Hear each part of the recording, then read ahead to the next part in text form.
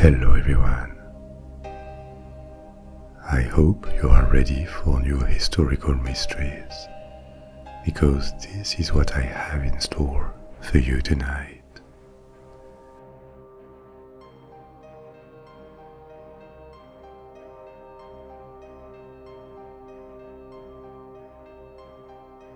So, to begin with, let's talk about the tomb of Tutankhamun. This was one of the most extraordinary archaeological discoveries of all times. In 1922, a British archaeologist named Howard Carter discovered a royal tomb that had remained almost untouched for more than 3,000 years, almost by accident. You know that in the period of Egyptian history called the New Kingdom, that was between the 16th and the 11th centuries BC, the capital of Egypt had moved south to the city of Thebes. Thebes is a Greek name. The Egyptians called this city Waset or Weset. And the New Kingdom is considered a separate period in history because it began with the reconquest of all Egypt by kings of the south of Upper Egypt, who ruled from Thebes. Before they retook their country, Egypt had been for several generations under the rule of a foreign people that had come from the east, from the Middle East, called the Hyksos. These Hyksos had progressively invaded Egypt, starting with the delta of the Nile, at a time when the kingdom was weakened, and they had overthrown the Egyptian dynasty to replace it with a new one of foreigners.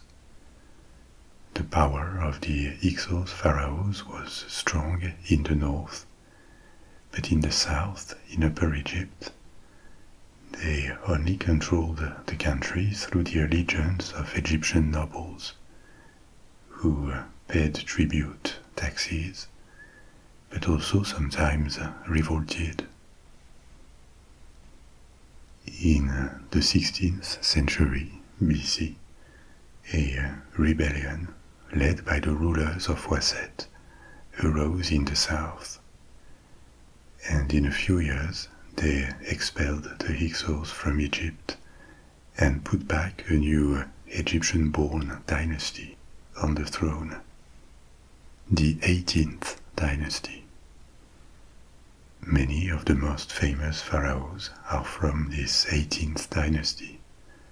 They left extraordinary monuments, especially in their capital, which is still a city nowadays, Luxor.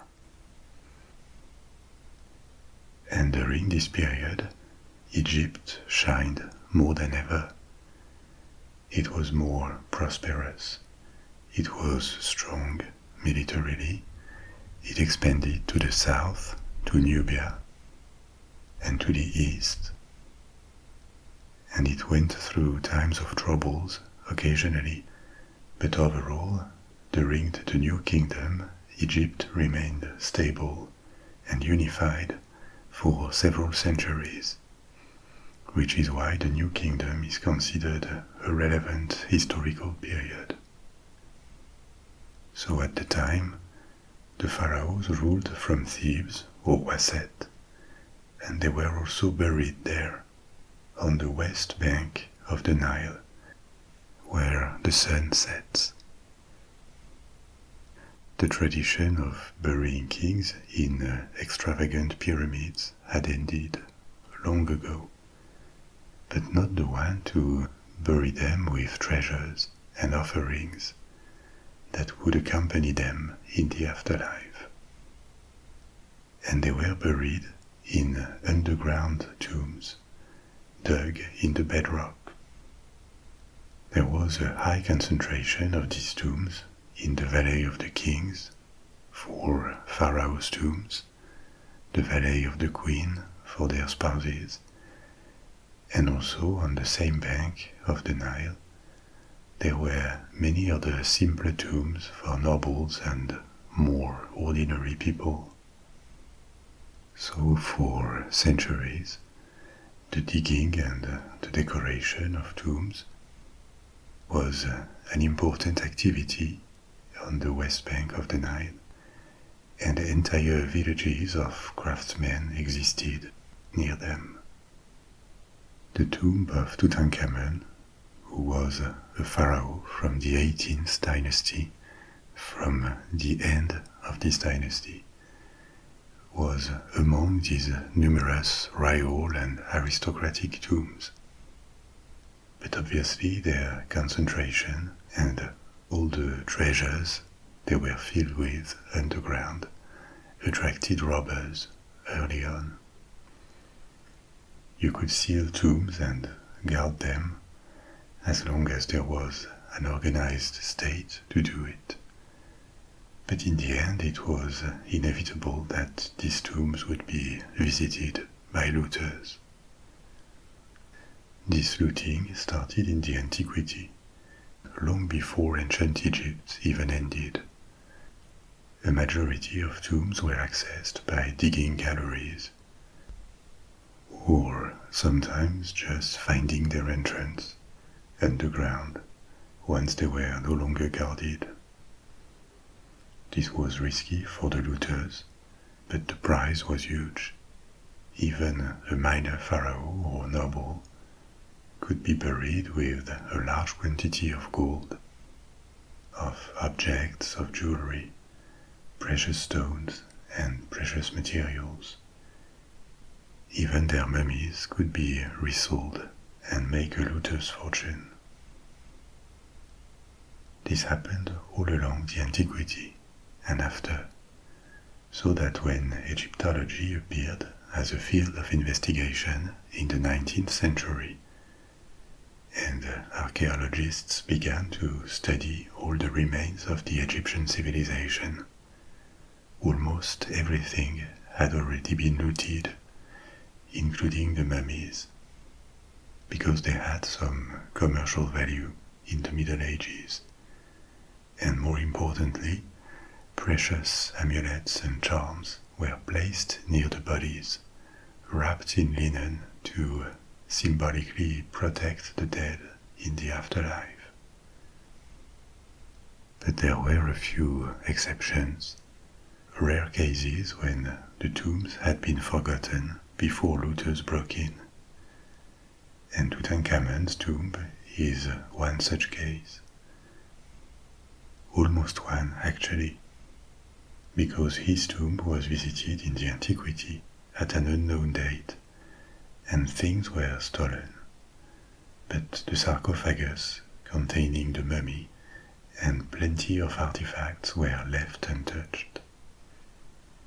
Then, for unknown reasons, the tomb was sealed again, and the secret of its location was lost, probably still during the ancient Egyptian period, because above it a small hamlet, a group of huts for workmen, was built about 200 years after the burial of Tutankhamun, during the last decades of the New Kingdom.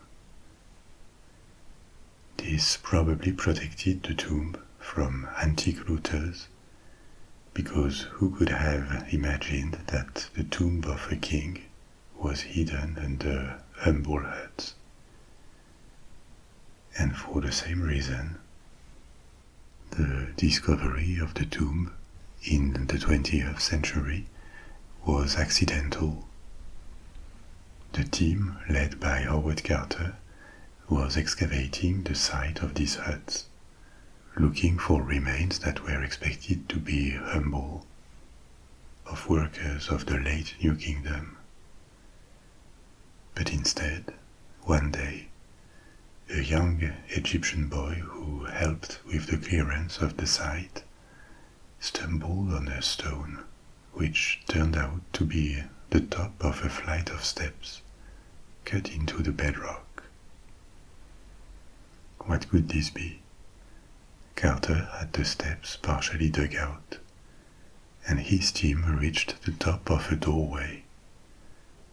There was at least one chamber underground, maybe more, and due to the location, under the ruins of huts that were more than 3,000 years old, it was likely that this mysterious structure underground had not been accessed for a very long time. So Carter immediately understood that this was a major discovery, even though he had no idea yet how incredible it would turn out to be. He alerted on his find, and slowly, cautiously, the stairway was cleared. This revealed seals bearing the name of Tutankhamun, a pharaoh of the 18th dynasty, at the time known mainly by experts because he was a minor figure who had died young and ruled for a short time, only a few years, but still a pharaoh. This excavation led to a downward corridor that had been blocked with packed stone chippings, an unusual way of sealing tombs once the defunct had been placed in them. Unfortunately, a tunnel had been excavated through this blocking and then refilled, and at this point it appeared that the tomb had probably been desecrated in the antiquity, which was a bit discouraging. At the end of the tunnel, there was a second door that also had been breached and resealed.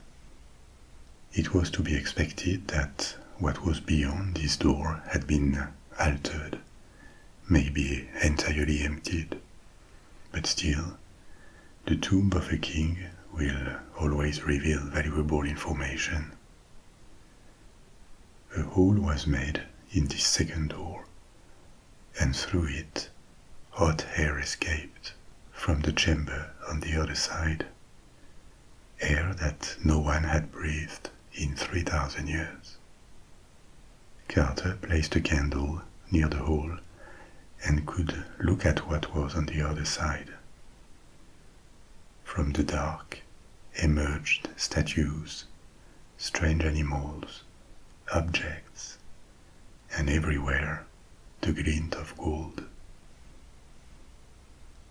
Despite attempts to access it, the chamber beyond the door was still full of wonders. Given the scope of this discovery, which was now confirmed, Carter sought help to explore the tomb, which had to be made methodically and cautiously.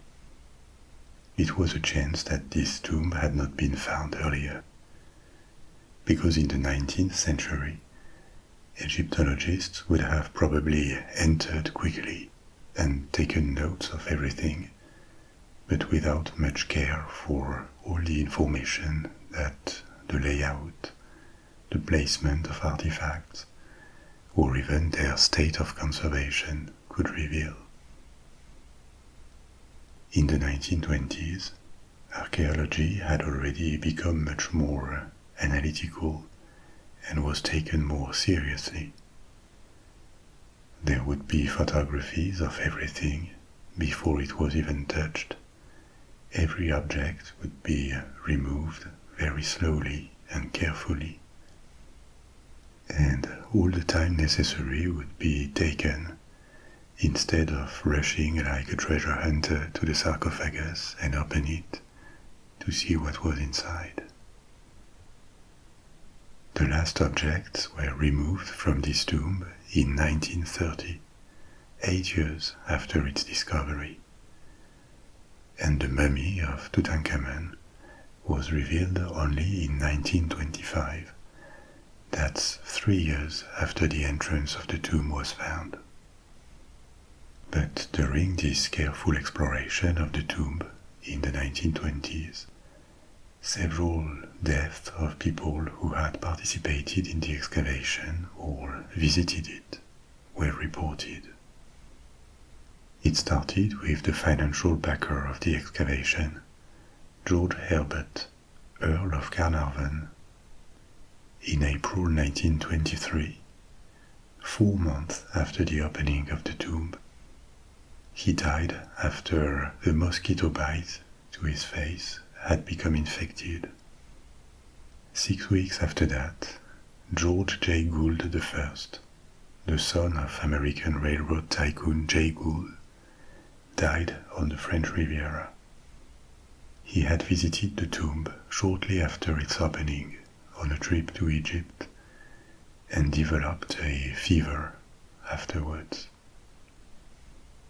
In 1928, 5 years later, a member of Carter's team called A.C. Mays died after several years of illness. He had developed pneumonia in his final years. And in 1929, Carter's secretary, Richard Bethel, died in London at a club in Mayfair, the victim of suspected smothering. There were also non-lethal incidents that were reported. For example, shortly after the opening, Carter found a cobra, a very venomous snake, and also a symbol used by pharaohs that had entered his home. Writers and journalists began to become excited about these incidents, and in the 1920s, stories of a possible curse of Tutankhamun began to spread, or, more broadly, a curse of the pharaohs that would doom those who profanate their tombs, looters and archaeologists alike.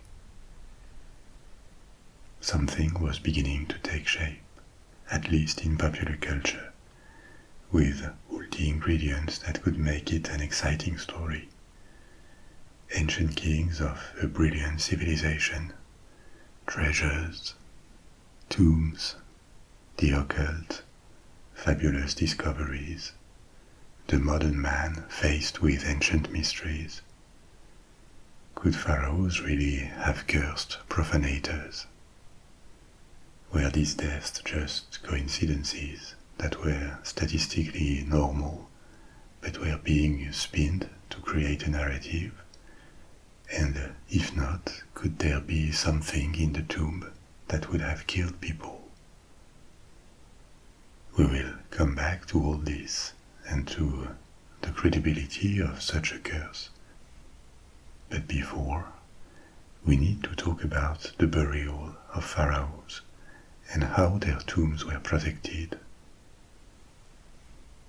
I told you earlier that Tutankhamun, or King Tut, was a name only known by experts in Egyptology before the discovery of his tomb. This is because he died aged 18 or 19 and did not do anything memorable during his reign, except restore the ancient Egyptian religion under the influence of the clergies of Egyptian gods. His likely father was Pharaoh Amenhotep IV, also known as Akhenaten. Akhenaten was a strange figure in the long line of pharaohs. He imposed the cult of the Aten, the sun disk, at the expense of all the other ancient gods of Egypt, especially the god Amun, which was the most influential deity, the most influential cult of the New Kingdom, and had a large and powerful clergy, especially in Thebes, which was where the cult originated. The rise of the 18th dynasty, of which Amenhotep was a part of, had made Amen the single most important god in the Egyptian pantheon, because he was the patron of Thebes or Waset. For reasons that are not precisely known, Amenhotep broke with the cult of Amen. It was not prohibited, but marginalized, and it lost royal favor. The reasons could have been political, because the clergy of Amen had become extraordinarily wealthy and powerful, or personal. Maybe he did sincerely believe that Aten was the new deity to worship, or a combination of both. But in any case, his reign put Egypt in trouble. The religious revolution he tried to impose on the country did not really work, did not really take roots in the population. And the powerful clergies of every ancient god turned against him. At the same time, there were internal tensions, whereas Egypt was threatened on its frontiers. He also built a new capital from scratch, a site called Amarna. I told you about it in a previous story. I'll put the link in the description. And he changed his name to Akhenaten.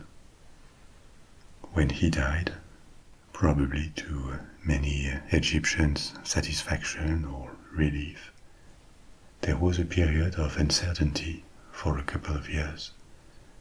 But then Amarna was abandoned and the old religion restored. The first successor to the throne, who stayed on it for more than a few months, was Tutankhamun, as I said, probably a son of Akhenaten. But he accessed at the age of 8 or 9, still a child, and probably with the support of a party that wanted to restore traditions, including the priests of Amen. The capital was moved back to Waset, to Thebes, and the name of Akhenaten and his heresy were erased from many documents and monuments. This is why Tutankhamun was always perceived as a weak, a minor figure. He reigned as a teenager, at a time when real power was probably in other people's hands, starting with his great vizier.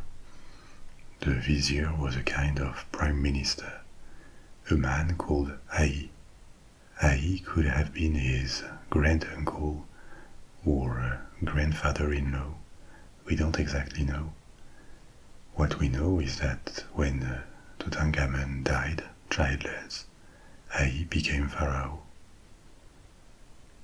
So this reign was only 9 years long and unremarkable, which is why Tutankhamun was essentially a name on a list of kings, known mainly by experts for the period of restoration of the old order that happened during his life, probably out of his control. But the fact that he died young, and probably unexpectedly, explains a lot about his tomb. However fabulous the treasures buried with him, we'll talk about that in a minute, they were probably relatively modest in comparison with what more powerful and long-lived pharaohs took with them in the afterlife. His tomb was relatively simple, modest in comparison with other kings. We led the excavation of the tomb just when Carter looked through a door and saw that the room on the other side contained many objects. Beyond this door, there was in fact a room called the antechamber, with hundreds of objects, most of them precious. There were 3 different funeral beds, 4 different chariots. It is believed one was for hunting, 1 for war, and 2 for parades. Inside a large chest, there were military items, walking sticks, underwear, a trumpet made of copper alloy. All these objects were probably personal belongings that were left in the tomb to accompany the dead in the afterlife. But this antechamber was just a taste of what was to come. It had been searched 3,000 years earlier, presumably by robbers, who had taken a few things, but there were 2 more rooms where they had left an extraordinary treasure, and most importantly, they had never reached Tutankhamun's coffin and his mummy. First, on the side of the antechamber, there was the burial chamber, the room where the body was placed. The mummy was placed in a coffin, placed in larger coffins, which themselves were in a sarcophagus, that is to say, a larger stone coffin sealed with a lid. But the sarcophagus was not visible. It was surrounded by several larger wooden structures, like big closets called shrines, which were gilded and decorated very carefully. This kind of giant Russian doll was placed in the burial chamber, and the last 2 shrines, which contained the sarcophagus and the coffins, had not been looted. This is why it took so much time to reach the mummy while studying every object found within the shrines and opening them without damaging anything. All these elements are now at the Egyptian Museum in Cairo, and we owe the possibility to see them to the care with which the tomb was studied. The larger shrine, the outer one, occupied almost the entire room, which was rectangular, leaving only 1 foot on the sides and 2 feet at either end. This didn't leave much space for other things, and the burial chamber only contained a few containers for scents, lamps, and several paddles that symbolically would serve on the solar boat on which the king would travel to the land of eternal life. This room was still richly decorated with frescoes on the walls.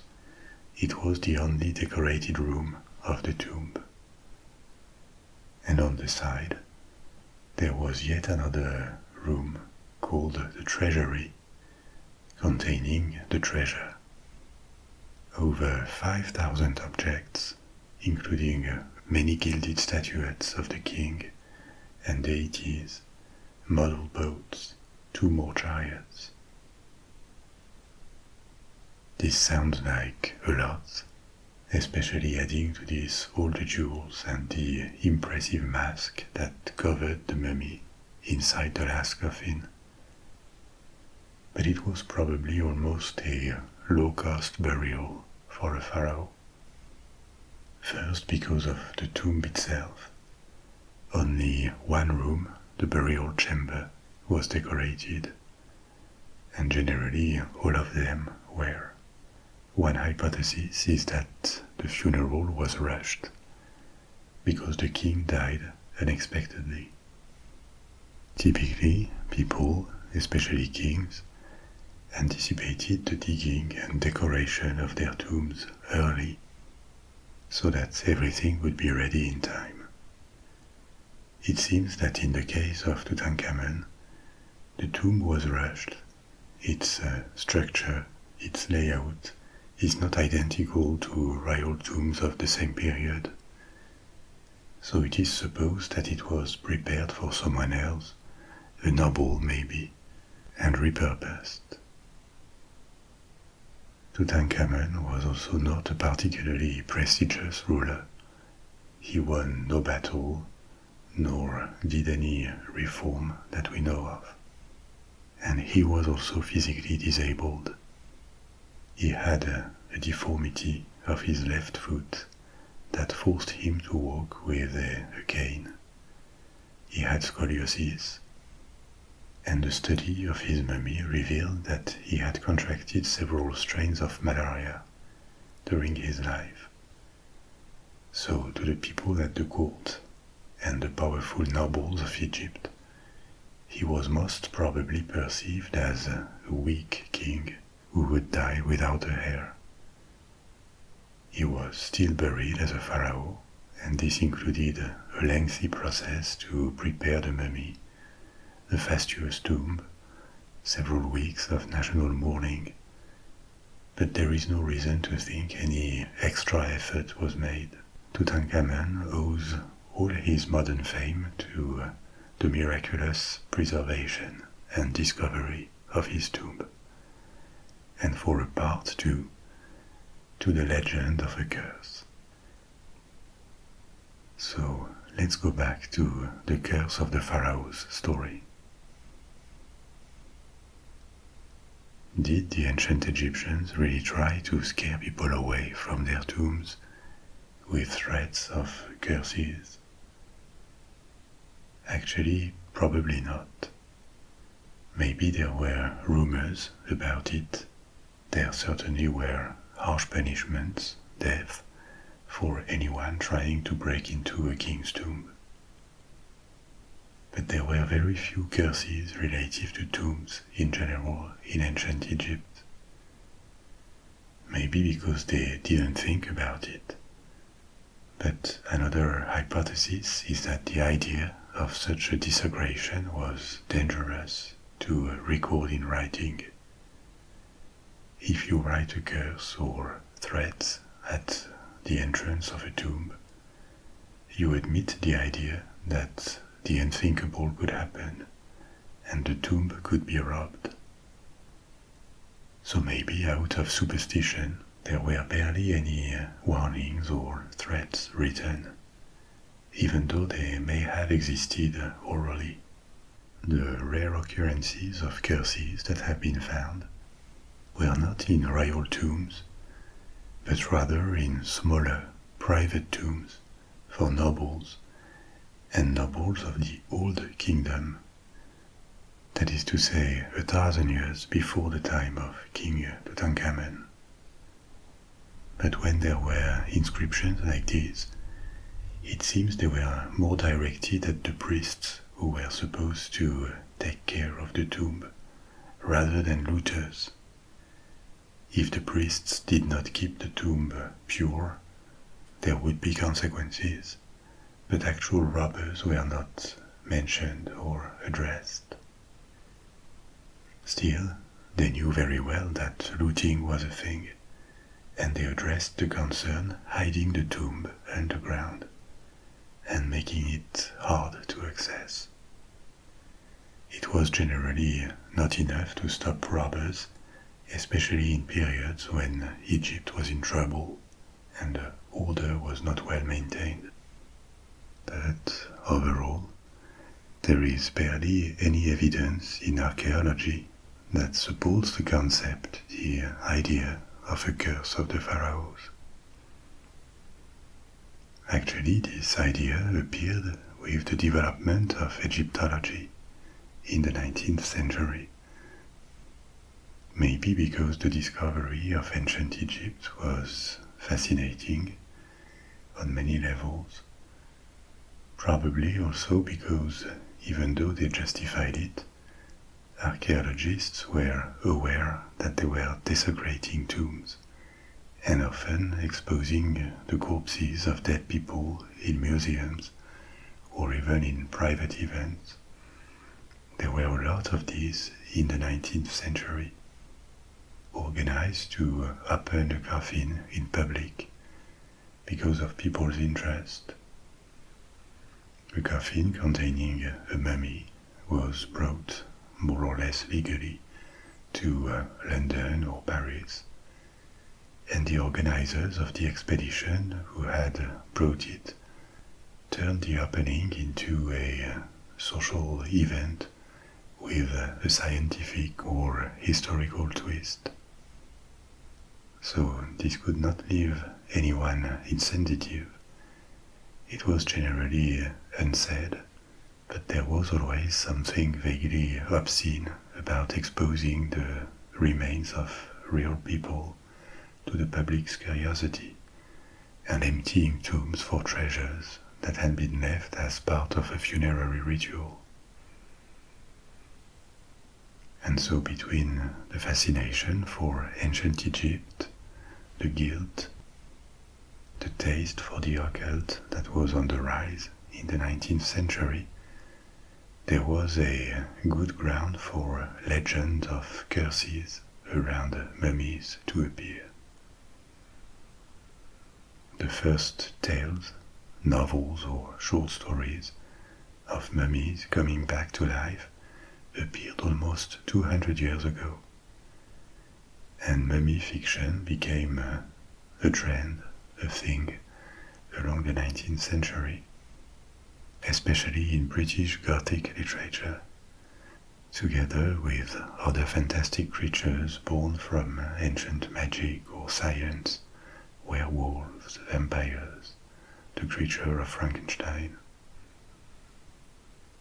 Mummies were a subgenre that had less success than vampires, but to the educated public in Europe and America, they became part of fantastic literature. People knew what it was about, and the idea of a curse hitting the desecrators of a tomb became easily recognizable. Without it, there could not have been a story around the tomb of Tutankhamun. When the tomb was discovered, there was a new spike in interest for ancient Egypt. Maybe the fact that it happened in the 1920s was also very important to the British, French or German public. Because in the late 19th century and early 20th century, the ideal of the European scientist, historian, archaeologist, making wonderful discoveries, explaining the world, more generally of science and progress, illuminating the past and the path to the future. These were very widespread and popular themes. But then came the First World War and its atrocities. The mood changed, and in the early 1920s there was a sense that a lot had been lost. Not just millions of lives, financial ruin and destruction, but also faith in the future and the very notion of faith in progress. It was not so much the case in America, thanks to continuing prosperity and the absence of destruction on American soil in the First World War. But in Western Europe, the kind of pre-war optimism and intellectual satisfaction that prevailed 20 years earlier had completely vanished. So in 1922, the discovery of this tomb felt like a return to the good old days, a good dose of exotism, an intriguing ancient civilization, a fabulous treasure, an adventure. In a word, the kind of stories that could re-enchant the world.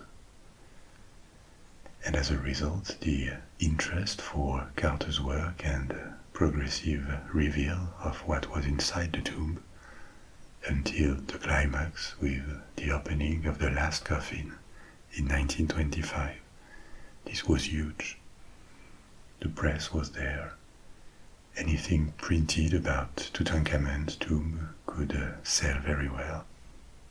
And as often, demand creates supply.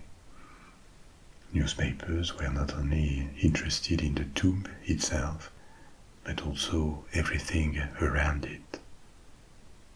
How it had been found, by whom, who were these people, and what happened to them. Only 1 month after the opening of the tomb, an account about the intrusion of a cobra at Carter's house appeared in the New York Times. And obviously the parallel with the symbol of ancient pharaohs was made immediately, even though in reality pharaohs had different symbols. The cobra was one among others, a protector that appeared on their crowns. Then it escalated with the death of Lord Carnarvon a few weeks later, for this mosquito bite that had become infected.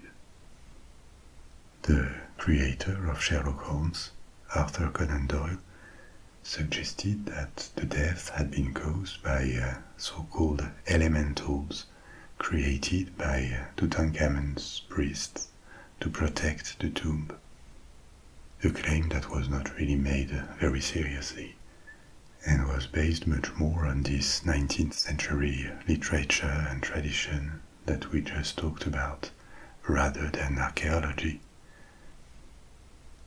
But this fueled further the media interest. And from this moment on, people tried to actively find new elements, deaths or incidents that could be attributed to a curse.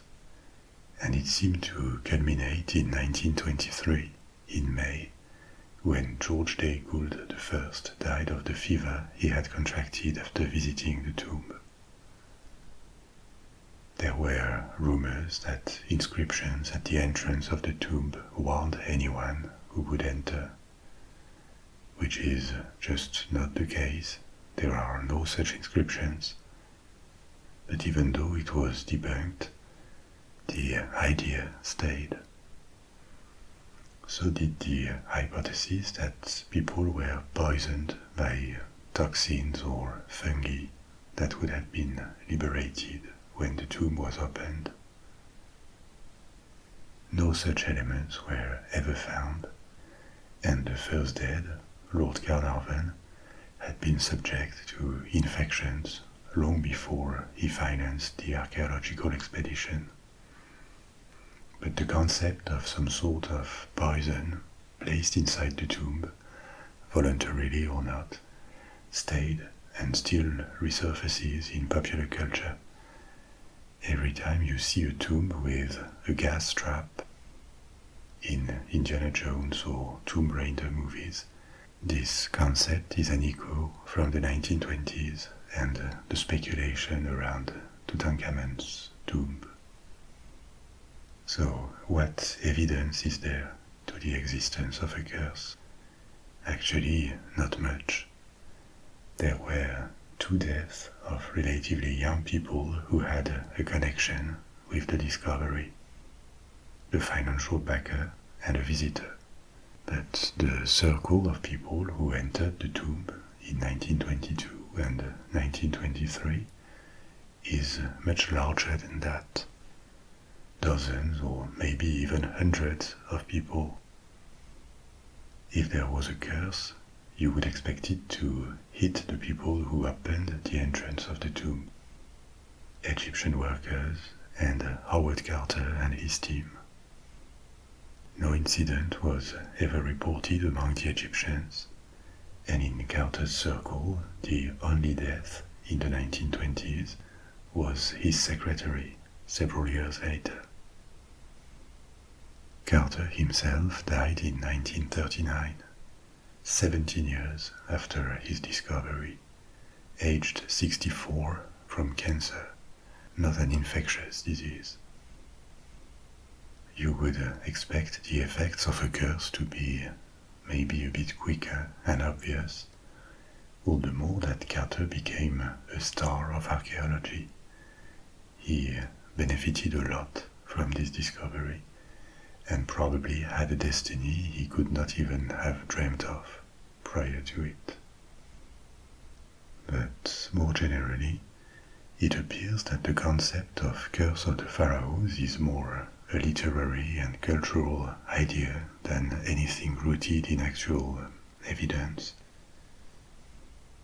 As we have seen, there were no such curses or threats directed at robbers on Egyptian tombs, or only exceptionally, and the possibility that tombs are dangerous because there would be some kind of toxin or fungi, which was reasonable and deserved to be studied, this was never proven.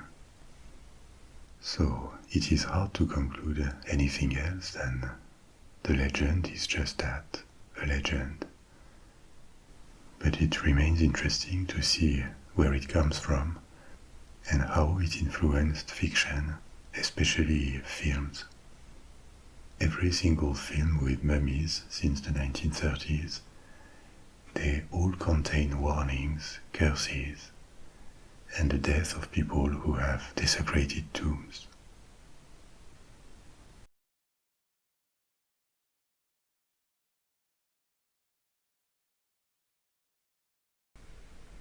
Maybe you already heard about the Pythia, sometimes called the Pythoness, probably the most famous oracle of the antiquity. The Pythia was not a single person, but the name, the title given to a high priestess, the highest ranking priestess of god Apollo in Delphi. Little is known about how the priestess was chosen.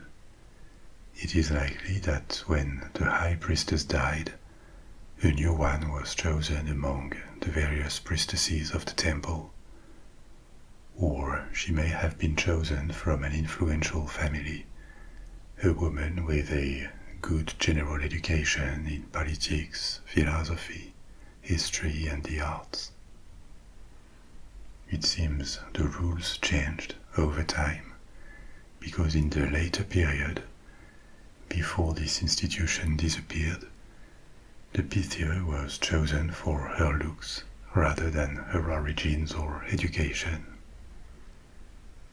But why was there a temple of Apollo in Delphi? Why were prophecies made? And what was it all about? To understand it, we need to go back in time to archaic Greece, more than 3,000 years ago. Before classical Greece and the blooming of the Greek antique culture that we generally think about when we talk about ancient Greece, with its powerful city-states, its political systems, its philosophy, science, and art, long before that, there was the Mycenaean civilization. I told you a bit about it in various stories. Classical Greece, and later the conquests of Alexander the Great, this happened in the second half of the first millennium BC, the centuries before our era, before the expansion of Rome all around the Mediterranean Sea, including to the Greek world.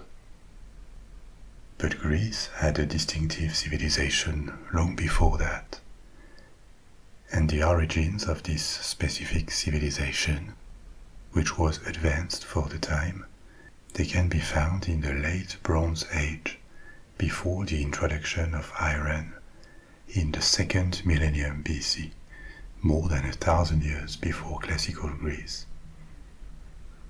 This civilization is called Mycenaean, after an archaeological site in the south of Greece. The Mycenaeans were autochthonous Greeks, and they came into contact with other Mediterranean cultures, especially from Crete, and I also told you about ancient Crete in the story about the Phaistos disk. I'll put a link in the description. These cultures influenced them, and they developed a complex culture of their own. complex in the sense that they used a writing system, they produced a large variety of crafts, they had political organizations centered on cities or at least big towns, from where rulers living in large palaces administered their zone of influence. This early period of ancient Greece, it left an important trace in the following millennium on society, religion, and political systems. And I'm telling you all this because the oracle at Delphi was most probably established during the second millennium BC, maybe by the middle of the millennium, we don't know exactly. There was a temple, but it would have been dedicated to Gaia, the earth goddess, and it is only much later, several centuries later, that priests of Apollo took over the temple and its oracle. Delphi was located in the middle of Greece, and it was not a city, but rather a sacred precinct with temples, monuments, and shrines. By far, the most famous of these monuments was the Temple of Apollo and its oracle. We know next to nothing of how the oracle could work in the Mycenaean period, even though this lasted for centuries. But by the end of the second millennium, Mycenaean culture declined. It was not the only one at the time. Across the eastern Mediterranean, it has been observed that all civilizations had major setbacks at the same time. This phenomenon is called the Late Bronze Age collapse, and the causes are not perfectly known. It could be wars, it could be climate, epidemics, or a combination of these. But as a result, these cultures all declined at the same time, and concretely it means that their cities lost inhabitants, and we observe a marked decline in standards of living over several decades, based on the production of crafts or buildings. And the population may have shrunk too. It took several generations to recover from it. And when Greece did, it laid the foundations of a new and brilliant culture. It is during this period that the Oracle of Delphi became internationally famous and an institution revered all across the Greek world. And why was this oracle particularly successful? Because there were others. Delphi had a central position in Greece, and the god Apollo was a very important deity. But maybe more importantly, the Pythia made her predictions in a state of frenzy. It was believed that when she spoke, the god was directly speaking through her. The specifics of the ritual are not perfectly known, I'll come back to that, but undeniably something uncommon happened in Delphi when the oracle was consulted. The Greeks had a word to describe her state when she made her predictions, enthusiasmos, from which the modern word enthusiasm comes from. But the meaning of enthusiasmos was much stronger in ancient Greek. Enthusiasm refers to enjoyment, interest, or approval. At most it is a mild exaltation.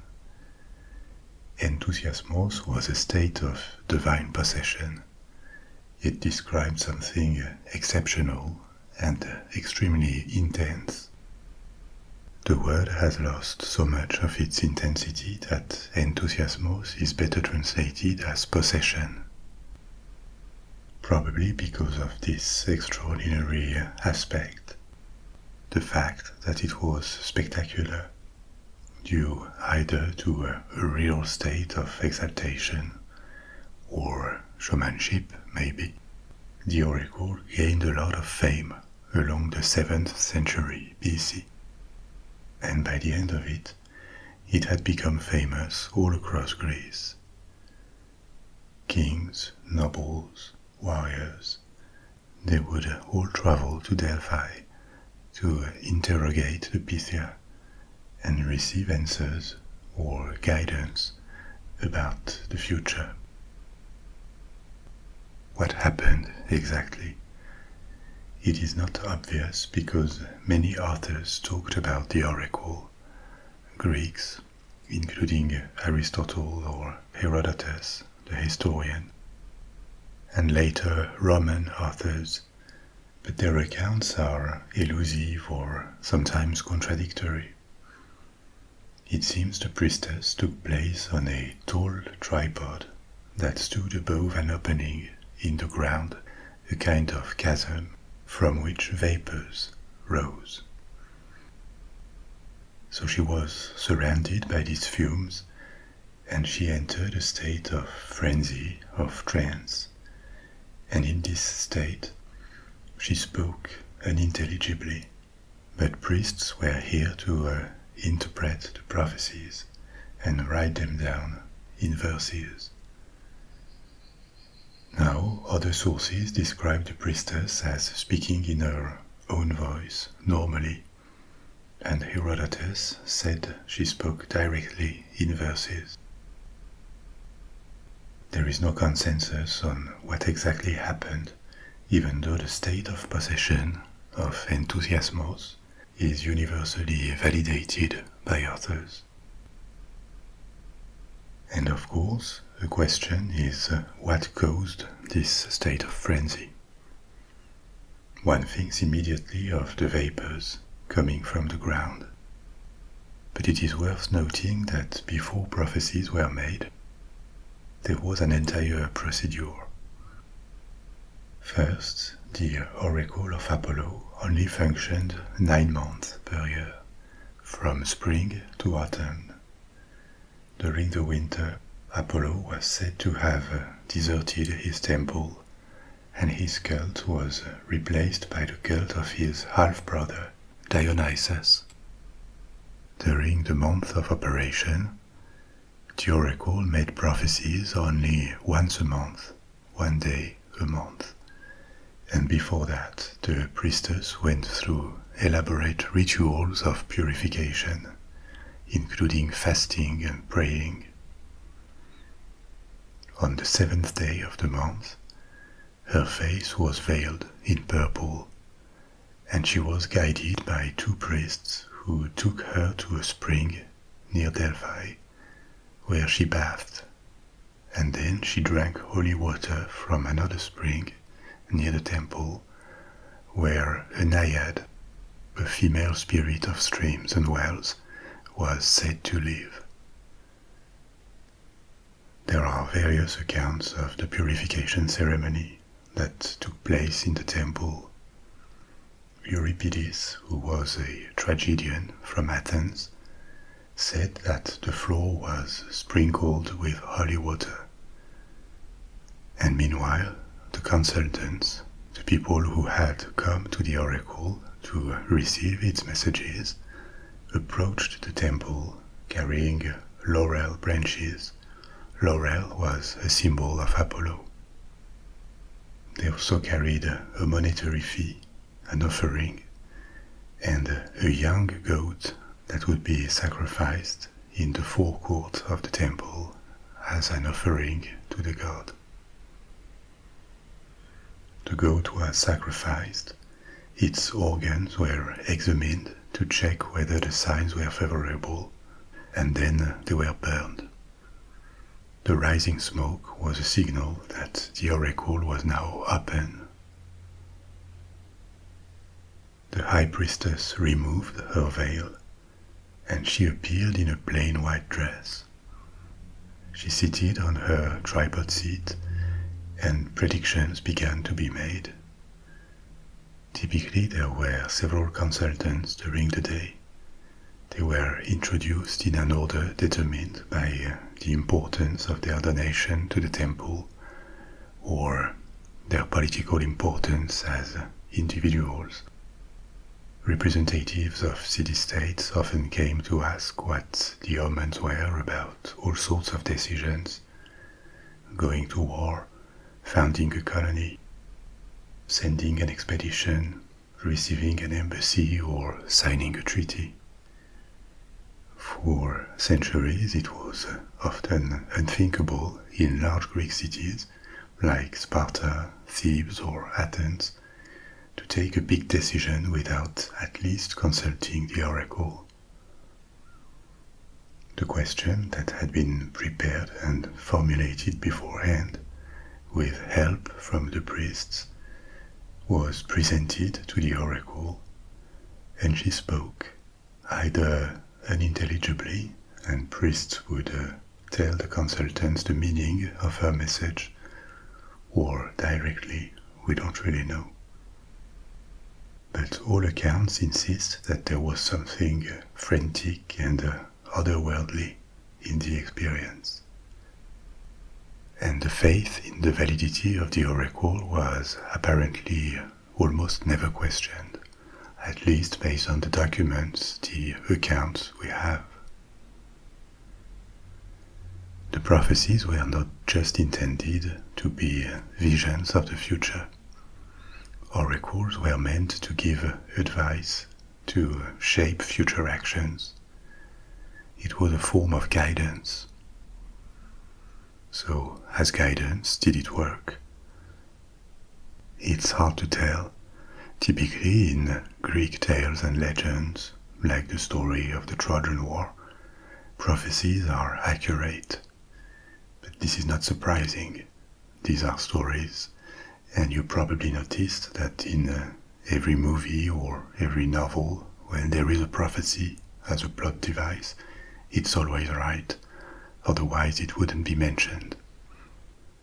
In the real world, the oracle was always somewhat hard to understand. It was always cryptic and subject to interpretation.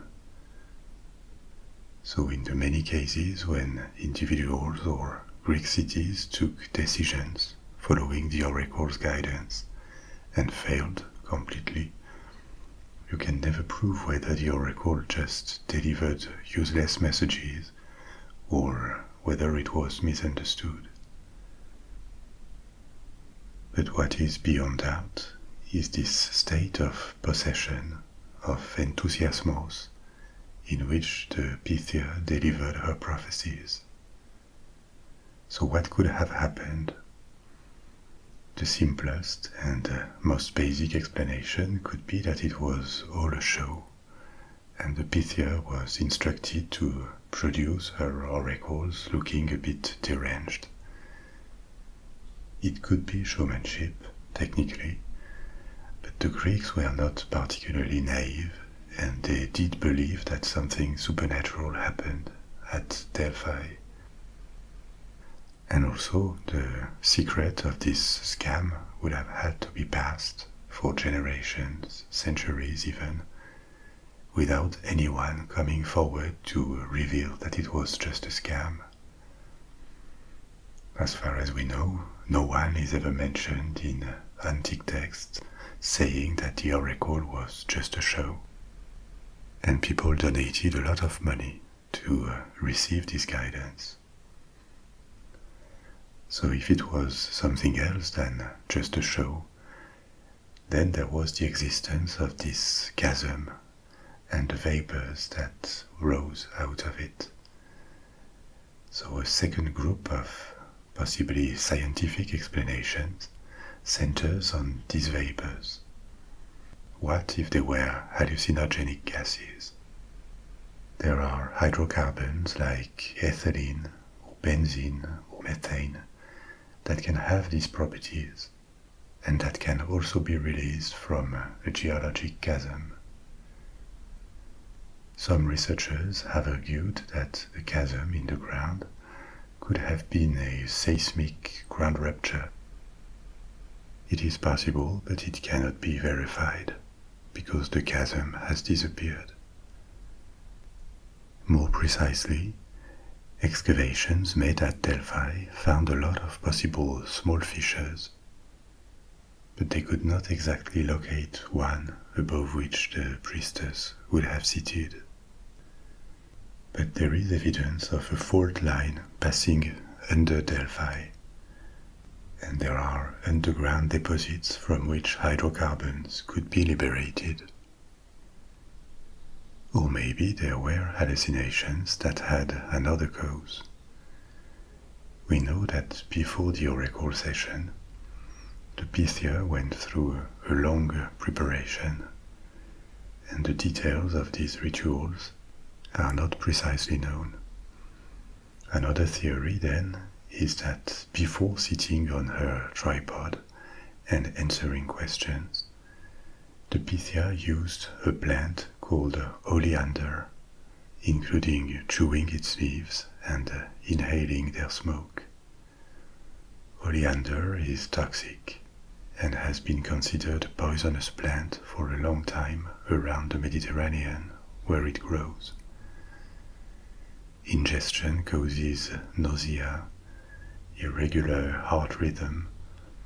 The sap may cause irritations of the skin, and if the priestess did chew leaves and breathe smoke from oleander, it could have caused symptoms similar to those of epilepsy.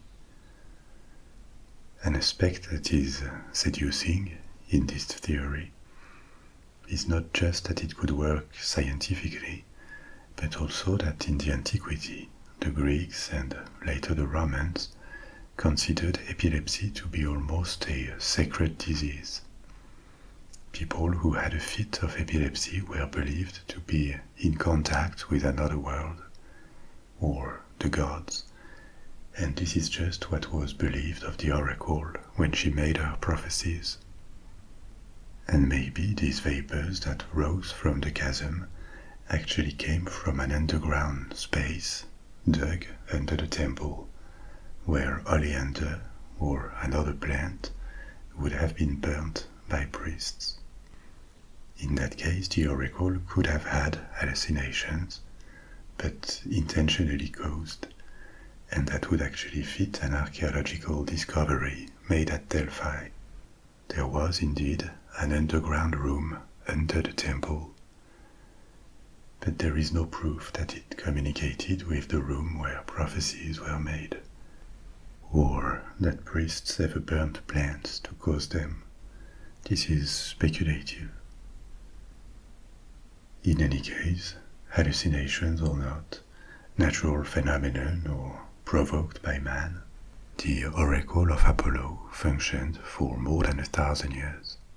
It remained in operation and was still famous under the Roman Empire, and it was abandoned only in the late 4th century AD. Christianity had spread to the entire empire and become the religion of emperors. In 390 AD, the ruling emperor Theodosius I ordered the destruction of the temple as a part of a policy to remove all traces of paganism, and the oracle was silenced. It was already a mystery in the antiquity, and with the destruction of the temple, it disappeared with its secrets, probably forever.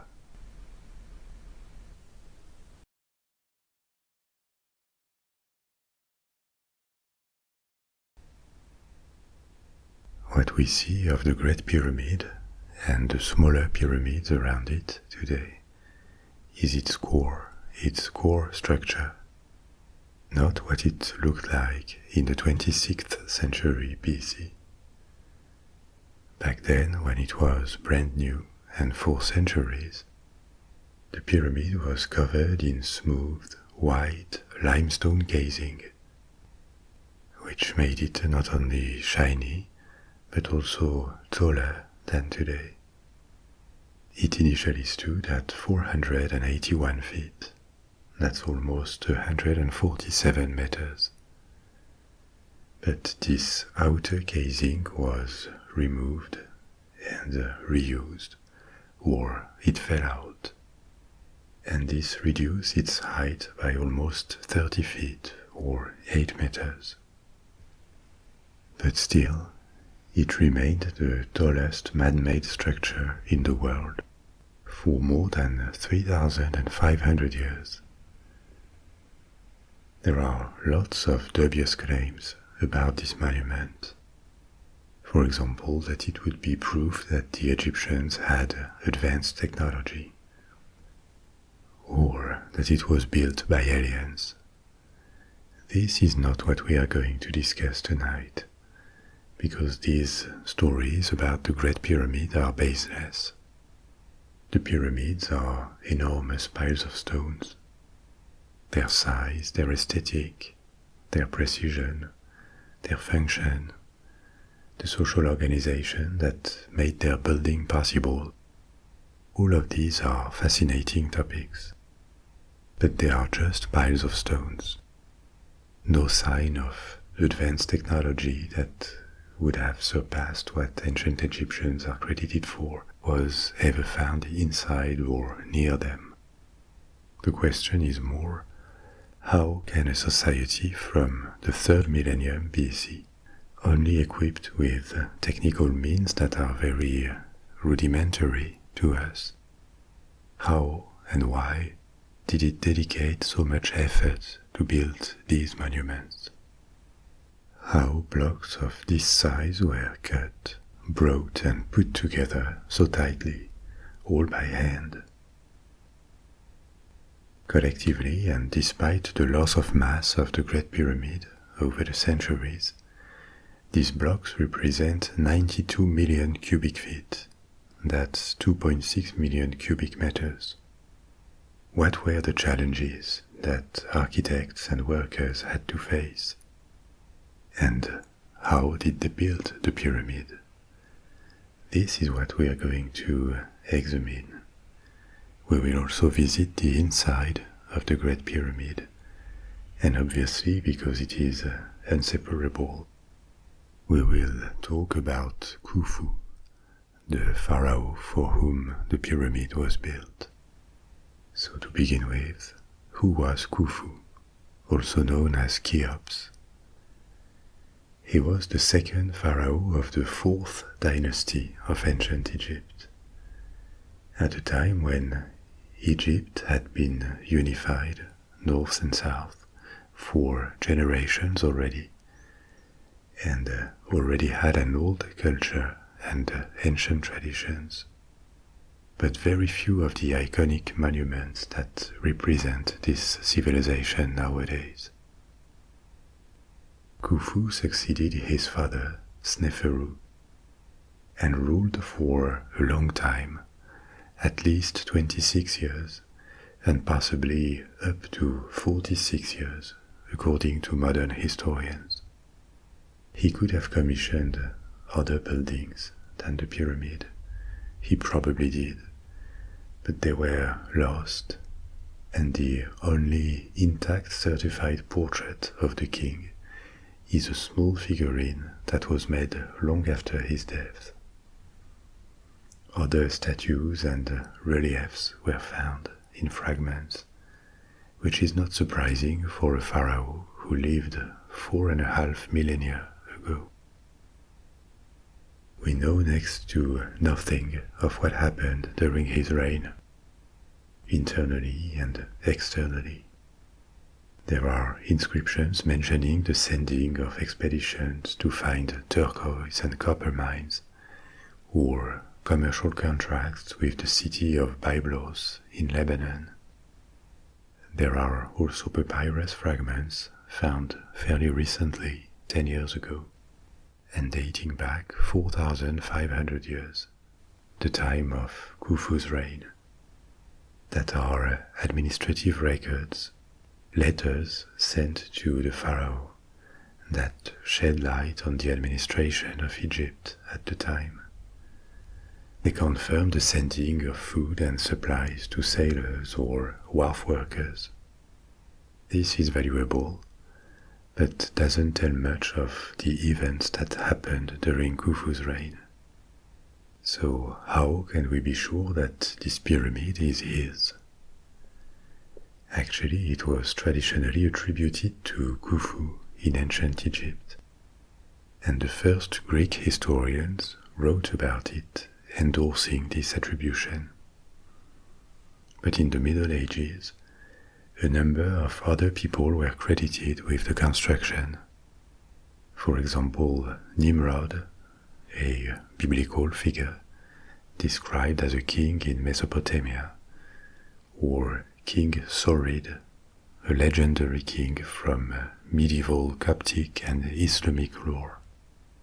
Coptic means that it belongs to the Copts, and the Copts are a Christian ethnic and religious group from Egypt and Sudan. So when the science of Egyptology formed in the 19th century, it was unsure which pharaoh had built the pyramid. Between all these different claims and the absence of visible inscriptions on the pyramid itself, until 1837, when exploration of the inside revealed new chambers where the workers had marked the blocks with hieroglyphs, graffiti, that gave the names of their gangs, their teams. All these team names referred to Khufu, and later other inscriptions with the name of Khufu were found at a quarry where the blocks came from. Finally, in the 20th century, more discoveries of tombs on the site of Giza confirmed that the pyramid was Khufu's, because his wives, his children and grandchildren, and also high officials were buried around the site. So there is little doubt at this point that the right attribution was the old one, the one that Greek historians mentioned. Now it is kind of known where the stone blocks came from, how they were extracted and transported, and of course that this pyramid was intended to serve as a tomb. But looking at all this in details, there are still plenty of unknowns. So let's take a look at what these unknowns actually are. In total, the pyramid consists of about 2.3 million blocks, and in average, the blocks weigh more than 2 tons, and they are of different materials, different types of stone. The most common blocks are limestone, and most of them were quarried at Giza, just south of the pyramid, so they didn't need to travel very far. It is believed they were brought to the site and placed on kinds of sleds. I'll tell you in a minute about the construction techniques. But there were other materials too. For example, the white casing of the pyramid, which was also limestone, but limestone of a different kind. These blocks came from another quarry, about 6 miles south of the pyramid, and they were probably transported by boat.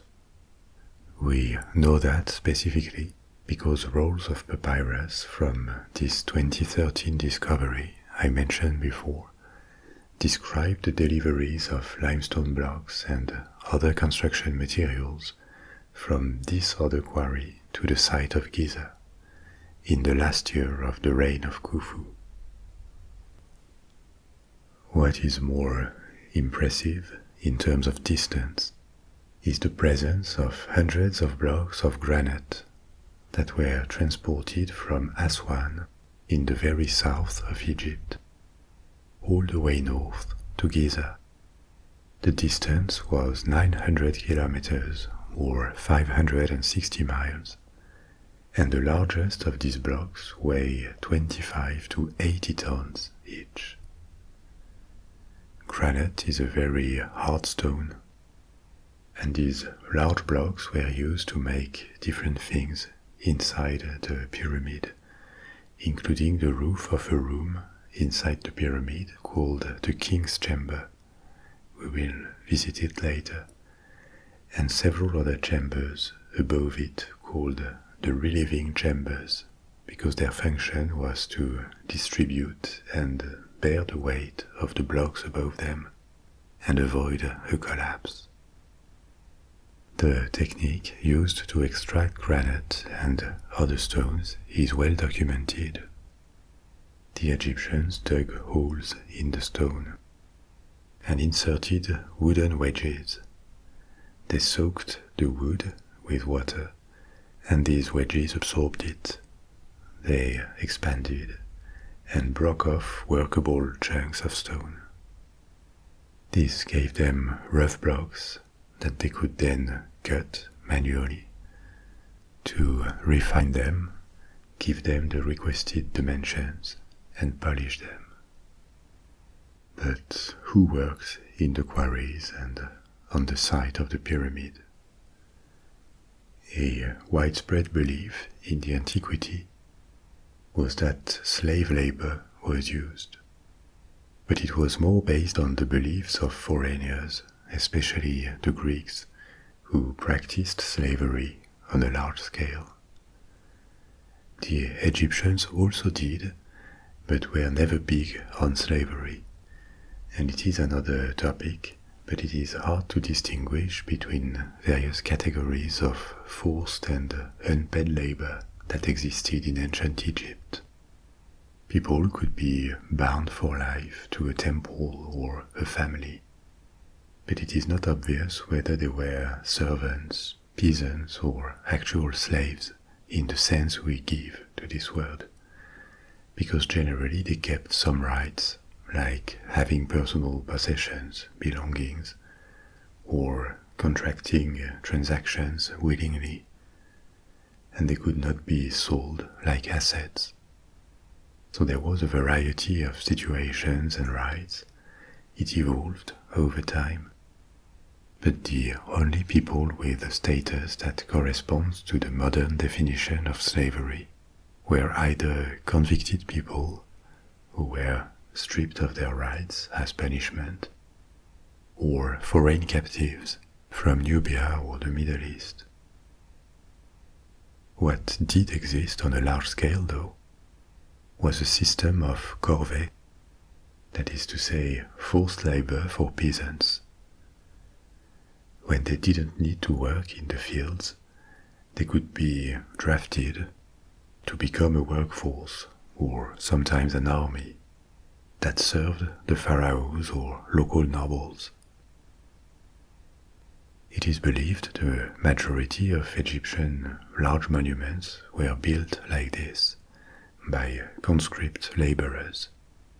So they left their villages for a few months, and they were sent to Giza or to quarries to work there. They were fed and given shelter, and then they could return to their families, but their work was a gift or an obligation to the pharaoh.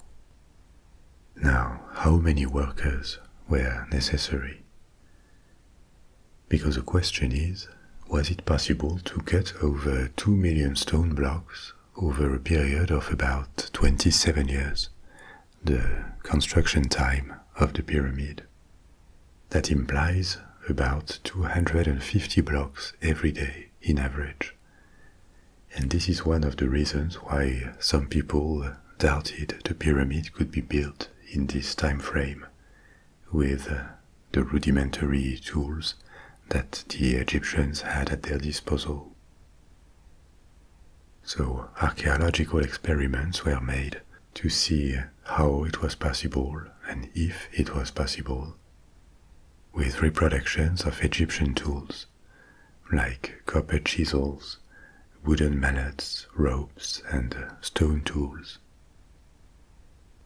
An experiment like this took place in 2017 on an abandoned quarry of Khufu, and it appeared that with these tools, and after they had acquired a bit of experience, over a few days, including in particular the discovery that it was much easier when limestone was wetted with water, 4 workers could extract 1 2.5 tons block in less than a day. Given the other tasks, giving the block the right measurement and polishing it, it was estimated that quarries could have produced 250 blocks a day with a workforce of 3,500 quarrymen. So it kind of checked, because 3,500 men was much less than the workforce a pharaoh of Egypt had at its disposal. Another study of 1999 estimated that, assuming the construction had taken 27 years, the total project would have required an average workforce of about 13,000 people. For example, 3,000 to 4,000 in quarries, and around 10,000 working in transport and construction. There would have been peaks of construction activity in between harvest seasons with up to 40,000 workers, and slower periods.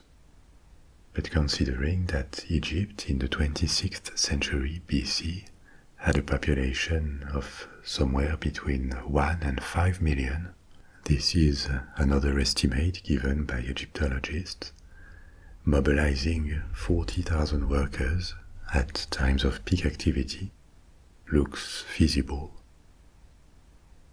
These experiments are very valuable because they answer the claims that building the Great Pyramid was impossible with the numbers and the means that the Egyptians had. People did the work of cutting blocks with the same tools, timed it, extrapolated it, and it checks. This was still a huge, complicated task, but not an impossible one. Something that helped build a bit faster is that only the visible external blocks, or the blocks that make the walls of inner chambers, fit together with precision and are perfectly polished.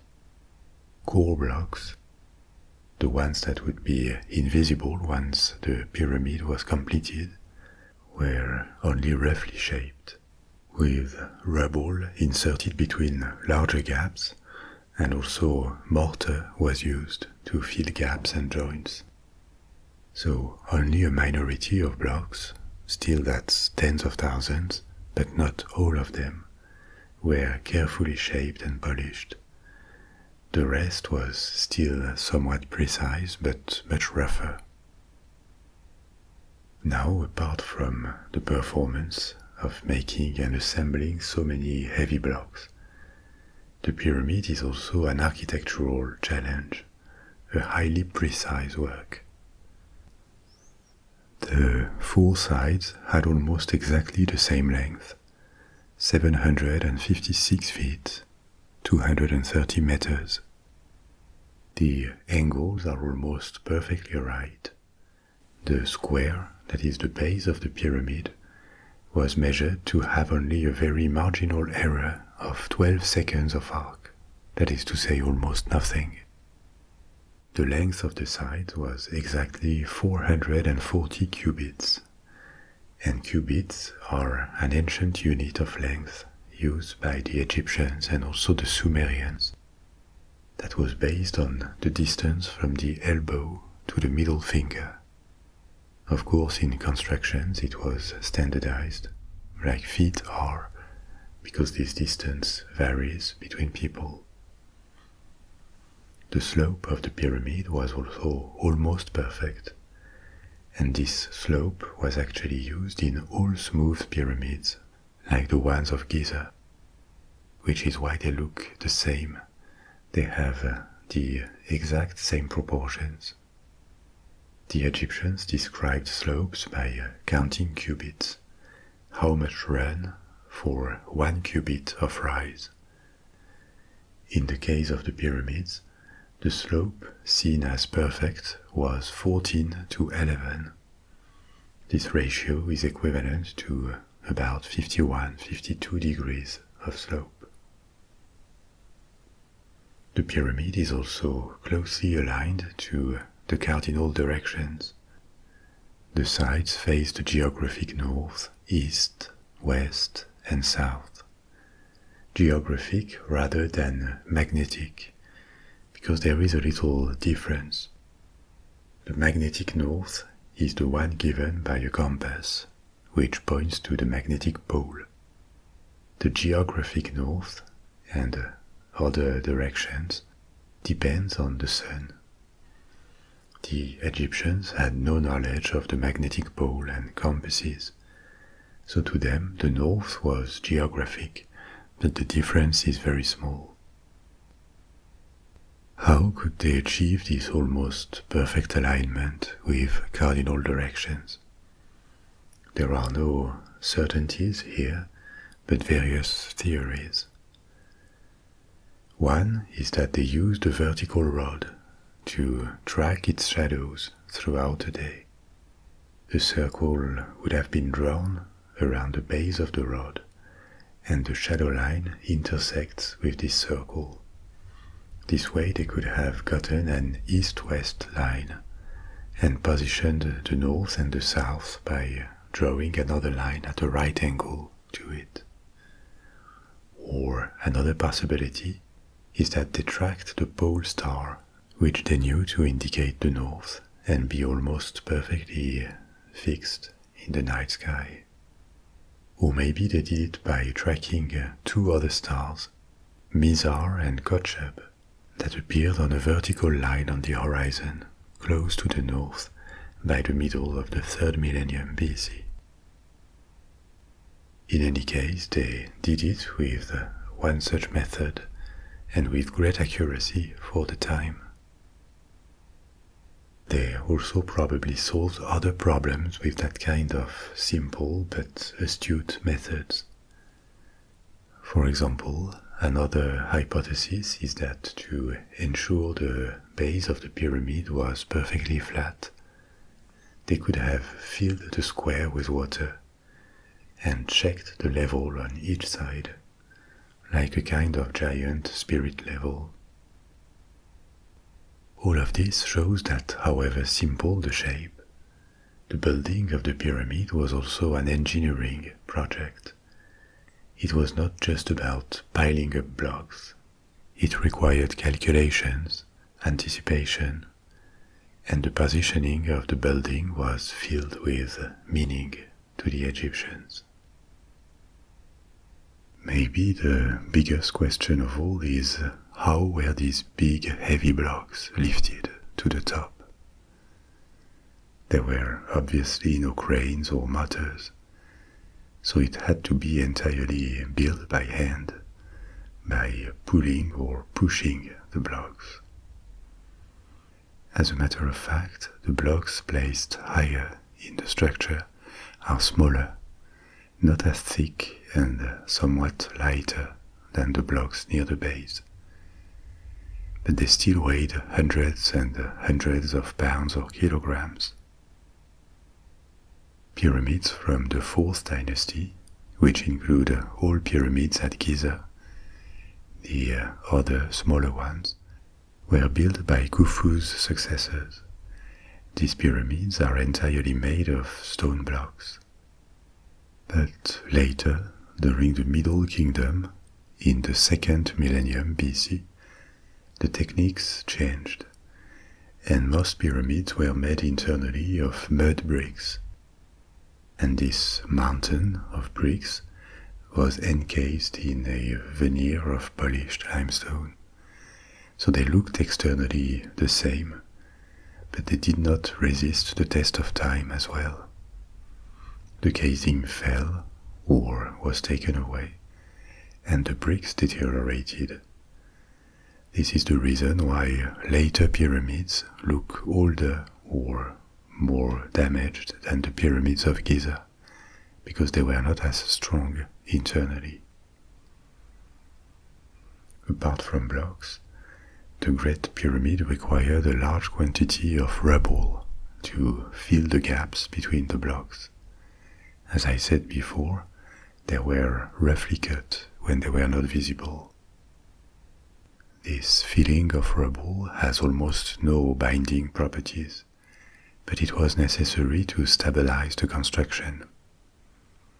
It also required a lot of gypsum mortar, thousands of tons, and this could be one reason why the building of such big pyramids did not last. Gypsum had to be dehydrated by heating, which required huge quantities of wood.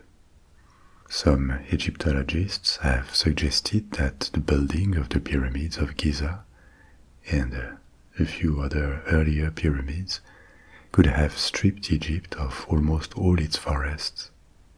Wood was never very abundant in Egypt. The building of these large stone pyramids may have stopped just because there was not enough wood left to go on, or because it became obviously irresponsible. But returning to the question of how the blocks were moved up to the superstructure, there is no known accurate historical or archaeological evidence that definitively resolves the question. So all we have is hypotheses that are possibilities supported by what we know of the Egyptians' capabilities, but certainties they are not. The most tenable of the methods to raise the blocks seem to be ramps, because the slope of the pyramid is way too steep to pull or push blocks up. There is archaeological evidence that ramps were used, but only evidence of small ramps or inclined causeways, not something that could explain the construction method.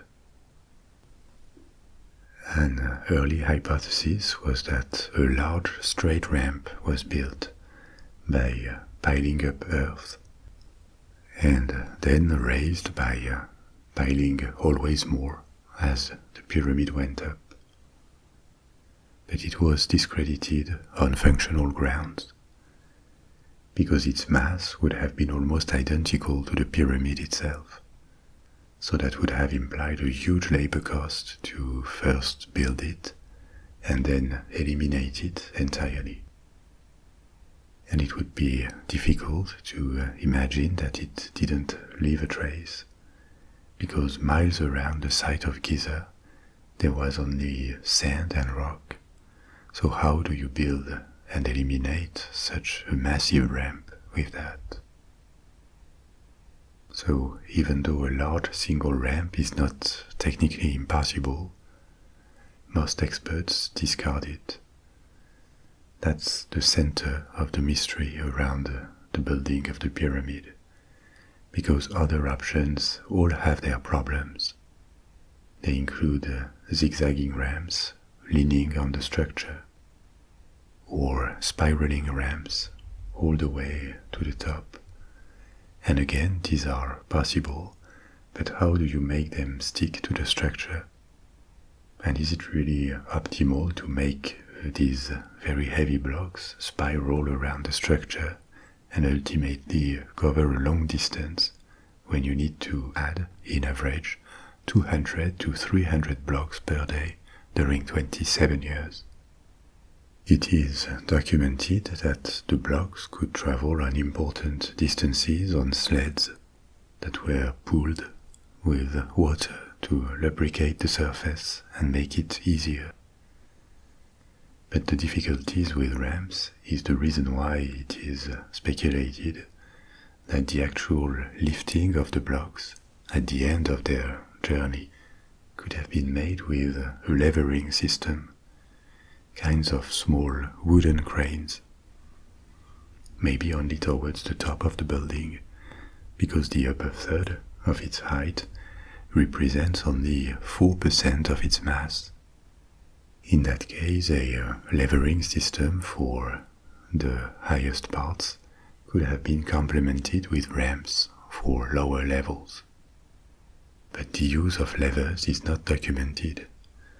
We know that the Egyptians had a levered system for irrigation called the shadouf, which was used to move water easily with minimum effort. but there is no formal proof that a bigger and more solid version of that was used at Giza. Now the pyramid, before the white limestone casing was applied to smooth its surface, had small steps. So maybe a multiplicity of these systems could have lifted the blocks one step at a time. There are more hypotheses that tend to be rejected by the academic mainstream. For example, that there was an internal ramp system, that the pyramid was not built from the ground up, but around the core as a spiraling series of levels, so that the structure of the pyramid itself would have been used as a ramp. This one is often discarded for its complexity and lack of any evidence. It could be technically possible, but it looks like a long shot. Another theory, and this one is widely rejected, was that the Egyptians did not actually bring the blocks. They made them directly on site and on the monument with a kind of limestone concrete. What we would take for blocks would actually be concrete. There are many arguments against that, and they include the fact that the analysis of blocks point to regular limestone, or the fact that quarries where the blocks were cut exist. The shapes of the blocks separated from the rock are even visible, so why would they have bothered to extract all these blocks if they didn't need to? So the building techniques remain somewhat mysterious at this point. It is not really that there are no explanations at all, it is that there are several that look possible, but none of them is fully satisfactory. Hence the idea that there could have been a combination of methods to lift and place the blocks. But what we lack is definitive proof. Now that we have talked about the outside and the hypothesis about the building, let's take a look at the inside and also at the complex that once surrounded the pyramid, of which very little is left. But this is important to understand its function. For the size of the monument, there is not that much inside. Essentially, three main chambers, a passage called the Grand Gallery, and various smaller corridors and shafts. Initially, there was a single entrance to the pyramid. It is located on the north side, and the entrance is topped by a row of double chevrons that divert weight away from it. This entrance opens on a small, narrow, descending passage. The entrance is about 56 feet or 17 meters above ground, above the base level, and this passage inside descends approximately to the base level before starting to rise. But a second entrance, called the Robber's Tunnel, was dug at a lower level than the main entrance, and this passage, dug in stone, rejoins with the descending passage. It is not known exactly when this tunnel was dug, possibly during the time of ancient Egypt or after, but it was already here in the Middle Ages. At the end of this descending passage, there is a square hole in the ceiling, and through this hole you can access another passage, ascending this one, that takes you up towards the center of the pyramid, where the room called the King's Chamber is located. This opening in the ceiling is not practical at all, and obviously it was not intended to be a corridor for people to circulate. It was just a way of bringing the mummy of the pharaoh and his treasures to the burial chamber before closing down the pyramid forever. It is believed that this entrance was hidden by a block initially, and putting it in the ceiling was a way of hiding it, but it was found and removed long ago. Now the descending passage does not end here. It keeps descending into the bedrock, and this part was dug presumably before the pyramid was built above, and it leads to a subterranean chamber. This one is located 27 meters or 89 feet below base level, so it is deep underground, and it is fairly large. It is rectangular and measures roughly 27 feet by 46 feet, or 8 by 14 meters, with an approximate height of 4 meters, 13 feet.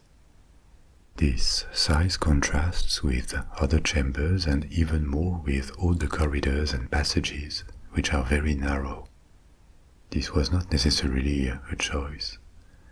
The weight of the pyramid is such that you just cannot have large void inside. But in this underground chamber, deep into the bedrock, it was possible. The exact function of this underground chamber is unknown. If there was something here, it was taken away long ago, because this chamber was already well known in the antiquity. Greek authors like Herodotus mentioned it, and it was already empty back then.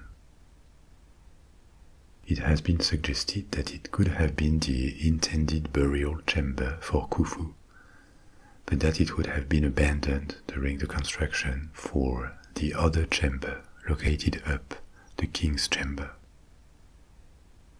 So returning to where the ascending passage began, if we take it on about 40 meters of distance, moving upward inside the pyramid, we reach a point where we can either keep going up and enter a narrow but very high gallery called the Grand Gallery, or we can take a horizontal passage.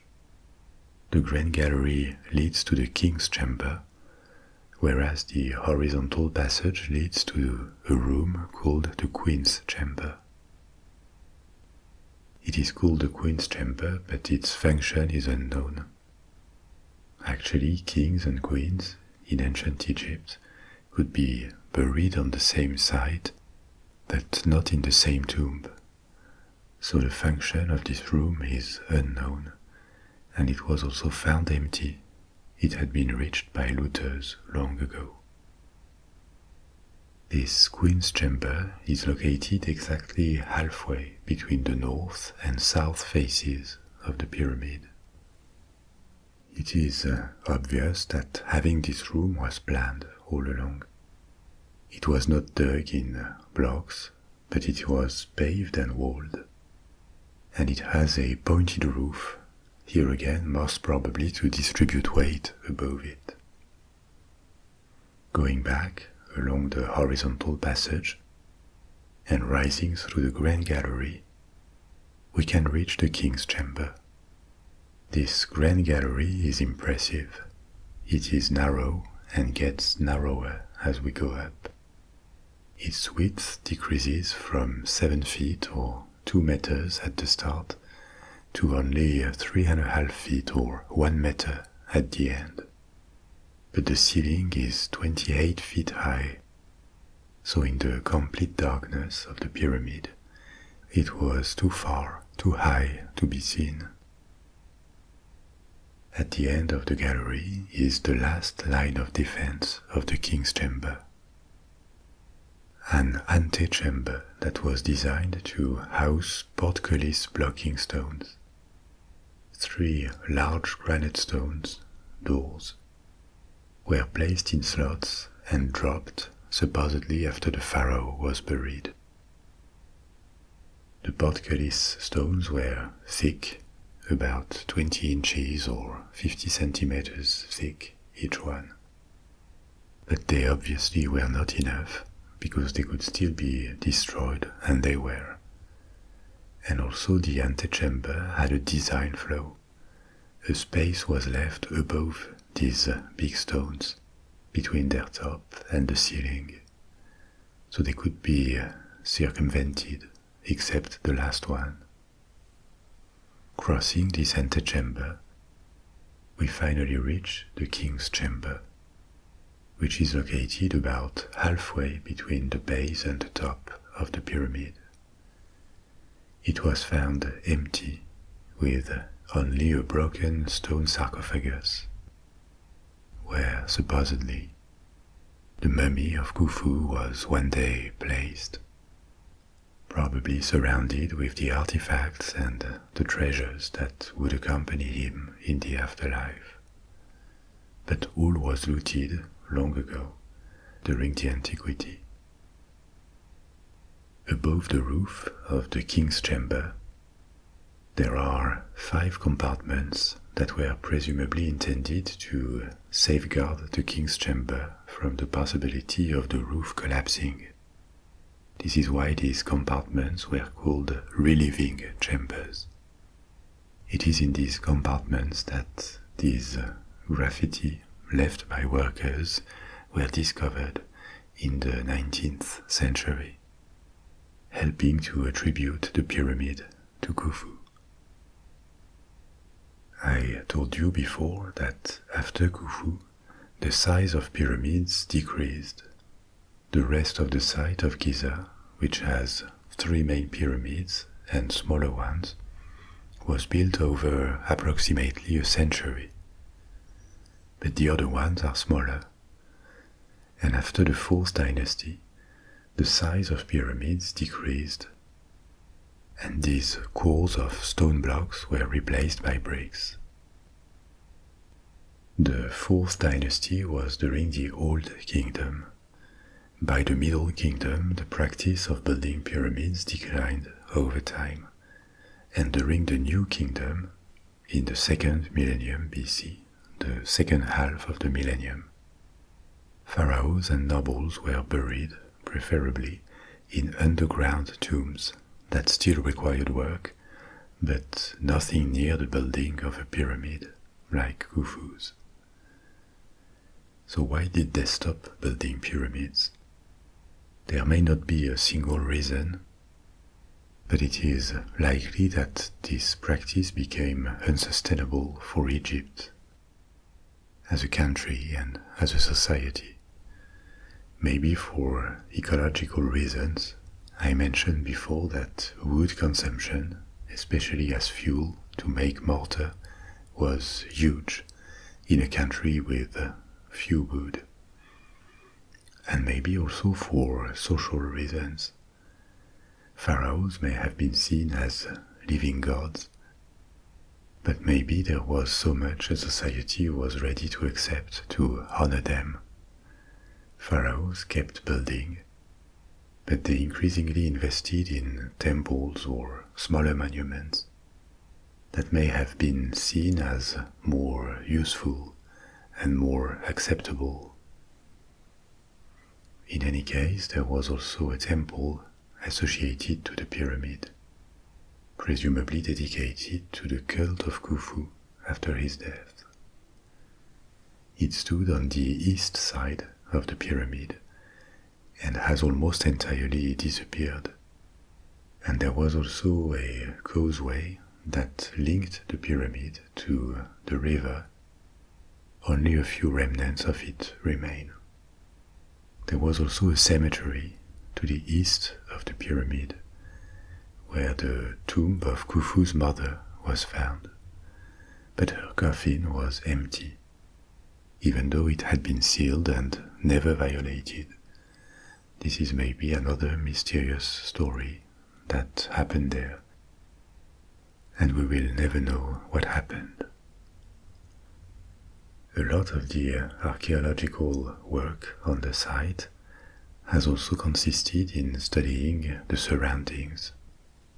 And these studies have revealed that there once was a thriving port, so probably an economic activity, maybe around Khufu's temple, there were barracks for soldiers or workers, and plenty of remains left by the thousands of men, at times the tens of thousands, that worked, ate, lived, slept on the site, forming a town, even a temporary city.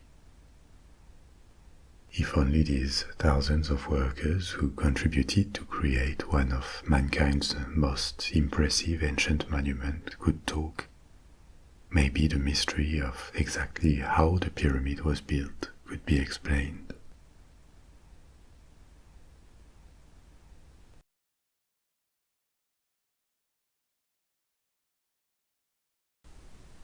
Maybe you already heard of him. Nostradamus is the Latinized name of a French astrologer and a kind of oracle from the 16th century, Michel de Notre Dame. I'll tell you more about what we know of his life, but there were plenty of astrologers like him in his century. The reason why he is famous is for a book called The Prophecies.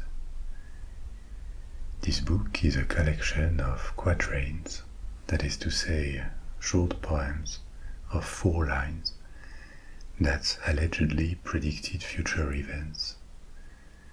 There are 942 of them, so quite a lot of material. And some people are convinced that he did predict events that happened since then. He died in 1566. His fame as a kind of prophet really raised in the 20th century. He was not that famous before, beyond circles that practiced occultism.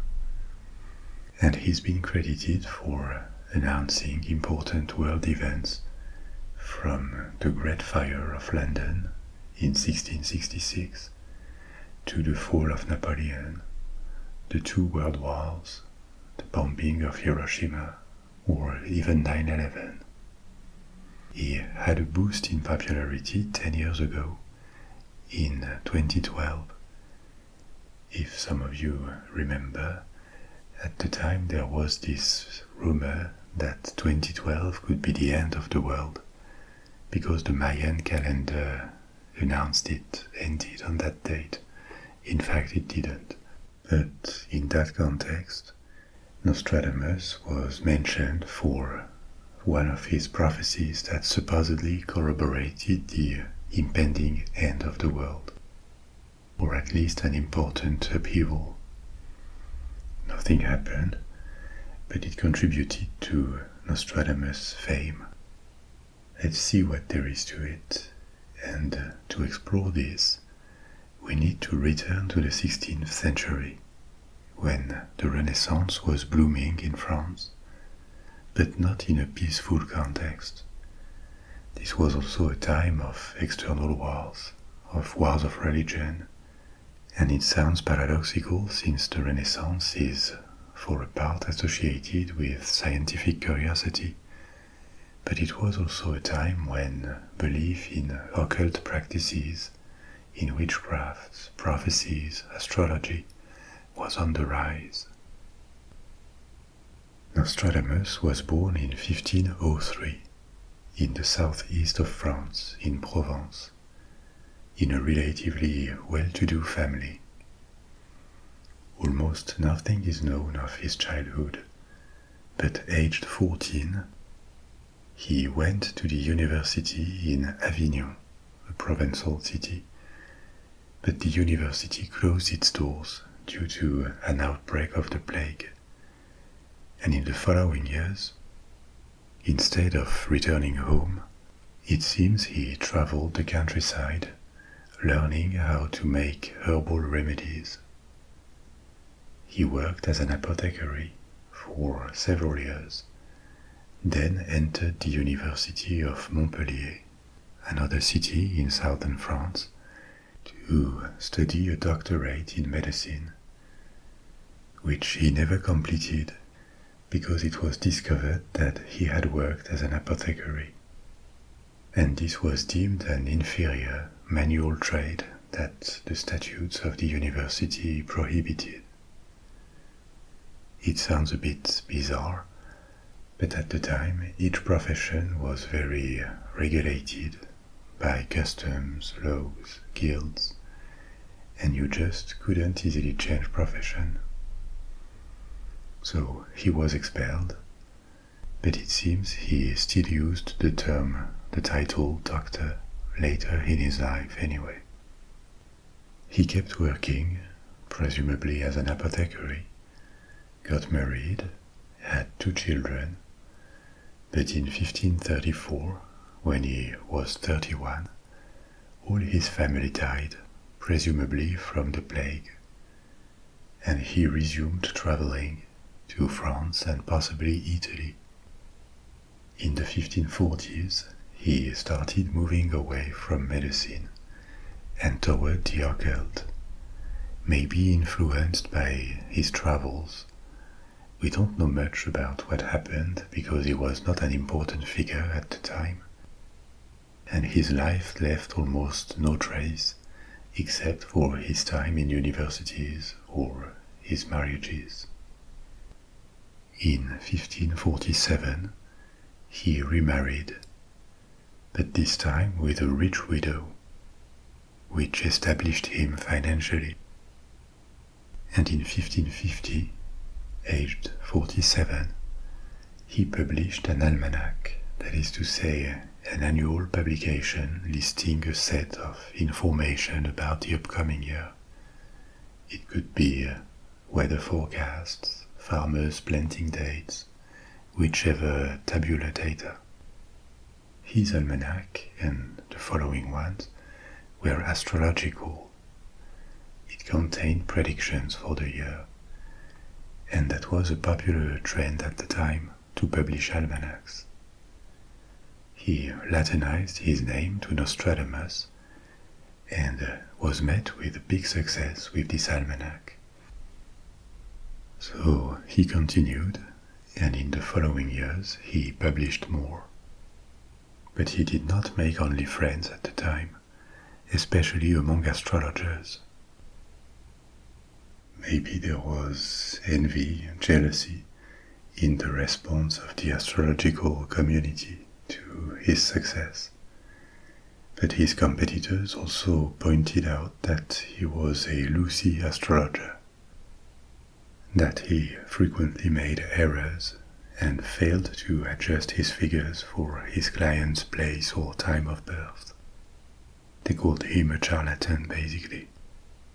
But this didn't stop his success, and on top of his almanacs, he wrote a book, The Prophecies, that contained about 1,000 quatrains. All these short poems in his book were undated.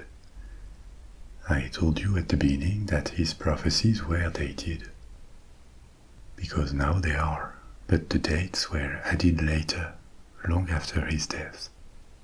This is just one of the numerous changes, rewritings, or manipulations that we will discuss later.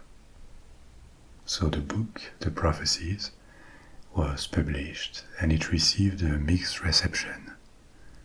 Many people claimed that he was just a fraud, or a servant of evil, or insane, but several wealthy patrons thought otherwise, and in the nobility his fame had grown enough to reach Paris. The Queen, the wife of Henry II, Catherine de' Medici, had read his almanac for 1555 and found it well inspired. So she summoned him to Paris to draw horoscopes for her children and advise her. That sealed his ascension. It was obviously very prestigious, but it also offered protection from the church, because astrology, and even more making prophecies, was more or less tolerated, but still regarded by many as borderline heretical, blasphematory, and this could have consequences. That could be a reason why the prophecies are very hard to understand, very hermetic.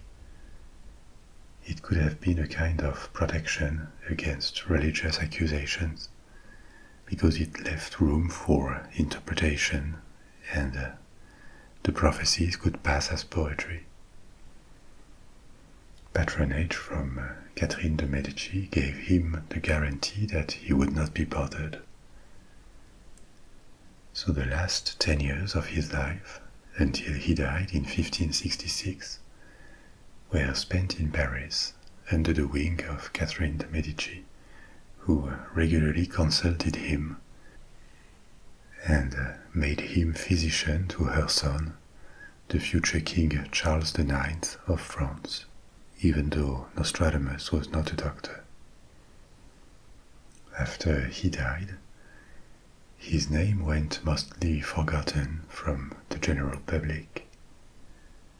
There was no shortage of astrologers and occultists at the time, but the prophecies were never fully forgotten by occultists. The book stayed in many libraries and was still studied or looked at in the decades following his death. Nostradamus' claim was that the prophecies had been based on astronomical predictions, but it appeared that, in fact, the majority of the book's content just paraphrased all the texts of prophecies and omens from the Antiquity and the Middle Ages. That included a successful book of prophecies that had been published in the 1520s, 30 years before Nostradamus' book. If this happened now, Nostradamus would probably be attacked for plagiarism, but this went unnoticed at the time, and it is only in the 17th century that people started to realize, to notice that this text may not have been that original. Most of the quatrains in the original book deal with disasters, plagues, earthquakes, wars, floods, battles, or invasions. Some talk about a single person or a small group of persons. They are never identified by name. Another theme is an impending invasion of Europe by Muslims from the east and the south. At the time, by the mid-16th century, the Ottoman Empire was at its peak, and it was a genuine scare across Europe. The Ottomans advanced in the Balkans, in southeast Europe, but they didn't go further, and after that it went the other way around. They slowly lost ground in Europe until the 19th century, when it is Europeans who colonized the Muslim world. This material was hard to understand and use, but maybe because Nostradamus' prophecies had more echo than other compilations of prophecies from the 16th century, they were republished in the following centuries. Except these republications were not the original text. First because the French language had evolved, but also to make the book more attractive with prophecies that seemed to have already worked. So the text was modified, and new predictions were added by a variety of authors. Dates were also added. For example, the one prophecy that is often mentioned as proof that there is something visionary in Nostradamus' work is his supposed prediction about the death of Henry II, the husband of Catherine de' Medici. Henry II was wounded during a tournament. A spear broke his helmet and entered his skull. Nostradamus would have described the event and the king's death at this exact date. Except this quatrain is nowhere to be found in the original edition of the prophecies. It appeared for the first time in print in 1614, 55 years after the event. So Nostradamus never wrote about it. It is a forgery. None of his prophecies had date anyway, as I said before. The dates were added later. So in the 17th, 18th, 19th centuries, Nostradamus remained a minor celebrity among occultists, essentially in France and to a lesser extent in Europe. But he was never fully forgotten. And in the 20th century, he raised a growing interest from multiple English-speaking authors. Retrospectively, and based on texts that had already been altered in the 17th and 18th centuries, they started attributing him a lot of hits, from the Great Fire of London of 1666 to the rise and fall of Napoleon, or the World Wars. And they proved as creative as French authors of the 17th century. They added prophecies that were never printed before to claim that they accurately predicted past events. They put dates on vague announcements of disasters. Another problem is that, according to most scholars, the translations from Old French to English are very low quality, in the sense that they multiply misinterpretations of 16th century words and terms. Sometimes they even add terms that were not in previous texts. And they are also often based not on the original, but on later publications that themselves were not faithful to the original prophecies. This is why critical scholars just argue that there is nothing else to Nostradamus than a fabricated legend based on fakes and oriented interpretations. Sometimes Nostradamus is even credited for having announced something in advance, for example, the supposed apocalypse of 2012, except you will never see the quatrain where he supposedly said that. The quatrain does not exist. He never announced the end of the world. And actually, with these fake dates that were added to his prophecies, the prophecies continue until 3797.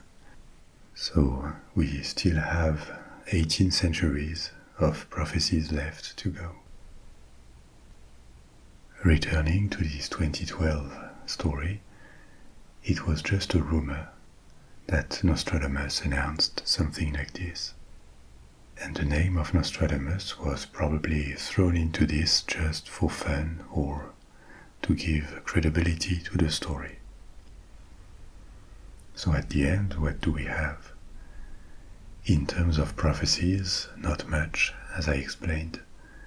These prophecies were unintelligible for French speakers of the 16th century, and in any case strongly inspired by past publications. Nostradamus, the man and the astrologer, did exist in the 16th century. Maybe he was honest, maybe he was a charlatan, there could be signs of that in his biography. But there are not enough elements to conclude decisively. What is more certain is that Nostradamus the prophet, the one that announces events, is a creation that started in the 17th century after his death and continues to be worked on by authors to this day. That's an interesting case of fabrication of a myth over several generations, with plenty of contributors adding their little story. But if what you hope to find is accurate and understandable predictions about the future with dates, there is just nothing of the sort here.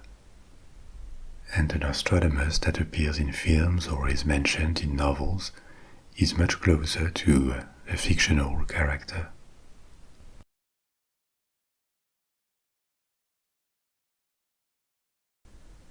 You probably heard the term changeling before, but what does it mean and where does it come from?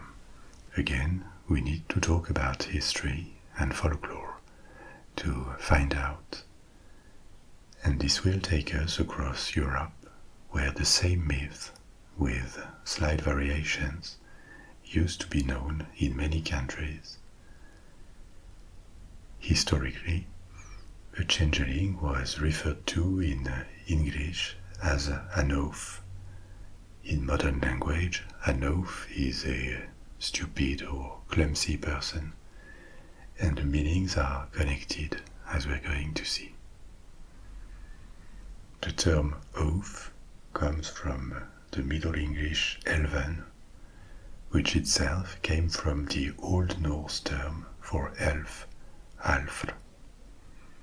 And indeed, there is a connection to ancient beliefs about elves, trolls, and fairies.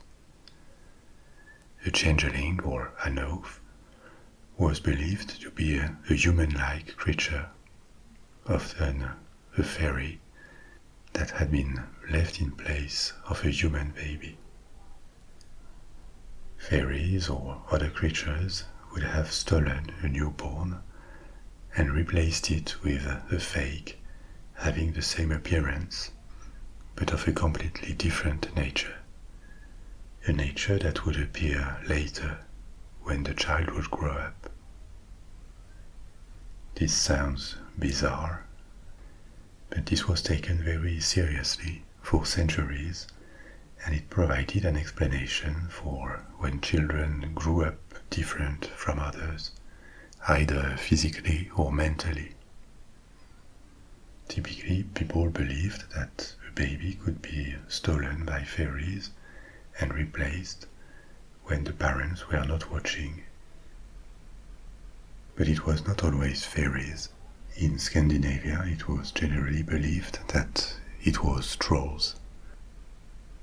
The trolls from Scandinavian folklore were not always thought to be these big humanoid monsters from modern fantasy, even though they inspired them. They were always dangerous to human beings, but depending on the sources, their appearance varied a lot, from ugly and rather stupid to exactly like human beings, except they always lived separated from humanity, dwelling in mountains or caves. And in the transition from Old Norse mythology to folklore, they changed a lot. The belief that they had to live in the dark because sunlight frightened them or even could turn them into stone appeared.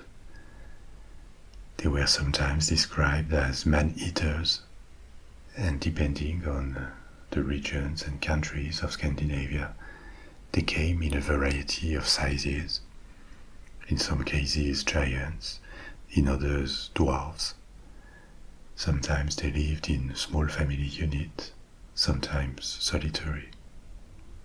But clearly they always represented a mysterious threat that people could not see.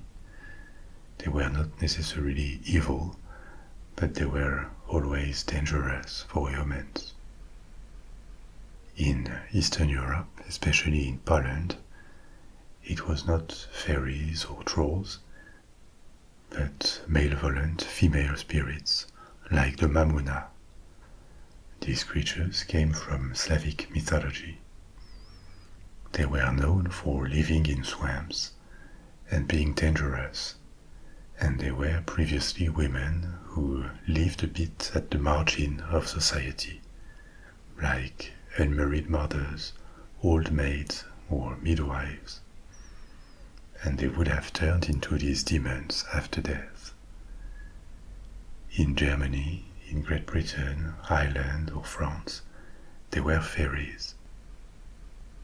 But fairies from European folklore could be quite far from the modern image of fairies. The word today is generally positive and in popular culture, a fairy is a tiny woman with wings who is often kind and benevolent. At least it is a creature that we are invited to be amazed at, not afraid of. But this is the 19th and 20th century version of fairies, because they used to be much more ambivalent and not cute at all in the previous centuries. Depending on local medieval folklores or traditions, fairies were either ancient pagan deities that were still lurking despite the installation of Christianity, or even they could be fallen angels, demons, or spirits of the dead, and sometimes spirits of nature. They always had supernatural powers, and you didn't want to cross their path because they were always seen as tricksters and often as mean or at least dangerous.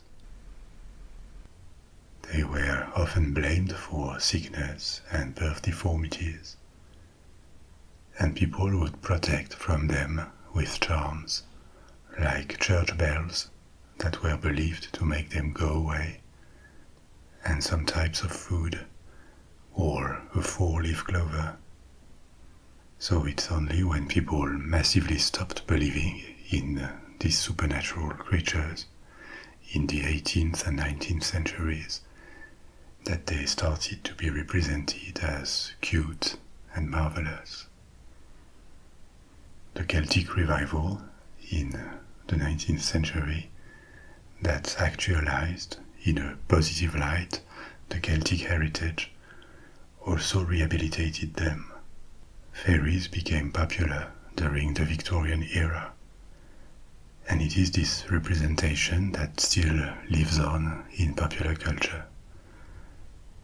But in fact, in the previous centuries, fairies played the same role as trolls in Scandinavia, an undefined menace from creatures that were not necessarily actively malicious all the time, but were not our friends at all. And maybe because this belief in fairies was well established in Celtic folklore, the myth of changelings was particularly present in Scotland, in parts of England, Ireland, in the west of France, like in Brittany. So what was the fairies or trolls' supposed motivation in changing babies? There were several theories. In Scandinavia, it was believed that trolls liked to have their own kind raised by humans.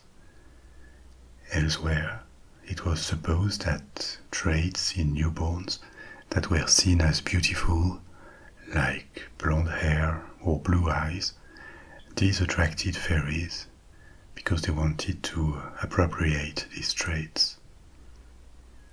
Yet another legend was that fairy children needed human milk to survive and grow. In another version of the myth, changelings were old fairies who were placed in human families with a human appearance so that they would be taken care of. But why did this legend emerge and become so widespread? Some folklorists believe, even though it is not documented, that there could be a base of truth in it. Not in the sense that actual fairies exchanged babies, but babies were exchanged by other people. When this myth formed, Europe was still subject to waves of invasion and then Christianization.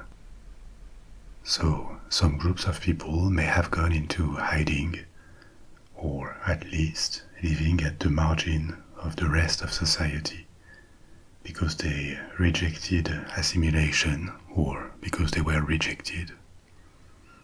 Part of the fear of witches may have the same origin: women who lived at the margin, isolated, from larger communities. And these people may have in fact exchanged their own children when they were sick for the healthy children of the occupying invaders. So there could have been substitutions like this in many regions that would have given birth to the legend. And of course, another possibility is that changelings explained abnormal development in children. It was not systematic, but often changelings were believed to reveal their true nature growing up. They would develop deformities like fairies, trolls, or demons, or were unable to speak and behave in a way seen as normal. There could have been a variety of medical conditions that were not understood back then, and probably many cases of mental illnesses or autism that were attributed to fairies. It was not systematic. Mental or development troubles that were called madness in medieval or modern times were only sometimes attributed to changelings, and the belief was more rooted in remote villages or hamlets than in towns. And so, as means of protection against an exchange, there were a lot of different measures parents, especially mothers, were invited to take, like placing a piece of iron, scissors for example, near the baby, because it was believed that fairies and trolls were afraid of iron, or placing a crucifix near newborns, baptizing them as soon as possible, and of course always keep an eye on them. It may sound naive, but in medieval Europe, living conditions were really precarious. There were famines regularly, and the wealth of a peasant household was the quantity of arms available to work. A disabled child that would turn into an adult who couldn't be married and would not produce food, but would have to be taken care of. This was a little disaster for the family, to the point of threatening the other members. So it was cruel, but children suspected of being changelings could be abandoned, or sometimes beaten, or exposed to water and fire, because it was believed that it would force them to admit their real nature. And so there may have been a kind of psychological function of the myth of changelings beyond the belief. It was also maybe a pretext, a reason to get rid of children in a way that could be justified and did not affect people's conscience too much. This could be a social and psychological dimension to the myth. And that would explain why it lasted well after the Middle Ages, until the 19th century. And here there was a famous case that happened in Ireland in 1895. A woman, her name was Bridget Cleary, was killed by her husband and members of the family, who accused her of being a changeling. That was just 125 years ago. But rural Ireland, in the late 19th century, still lived almost like 2 or 3 centuries earlier. The country was really poor at the time, and except for a few manufactured products in homes, remote counties in Ireland had completely stayed out of the Industrial Revolution. And this incident happened in Central Ireland, in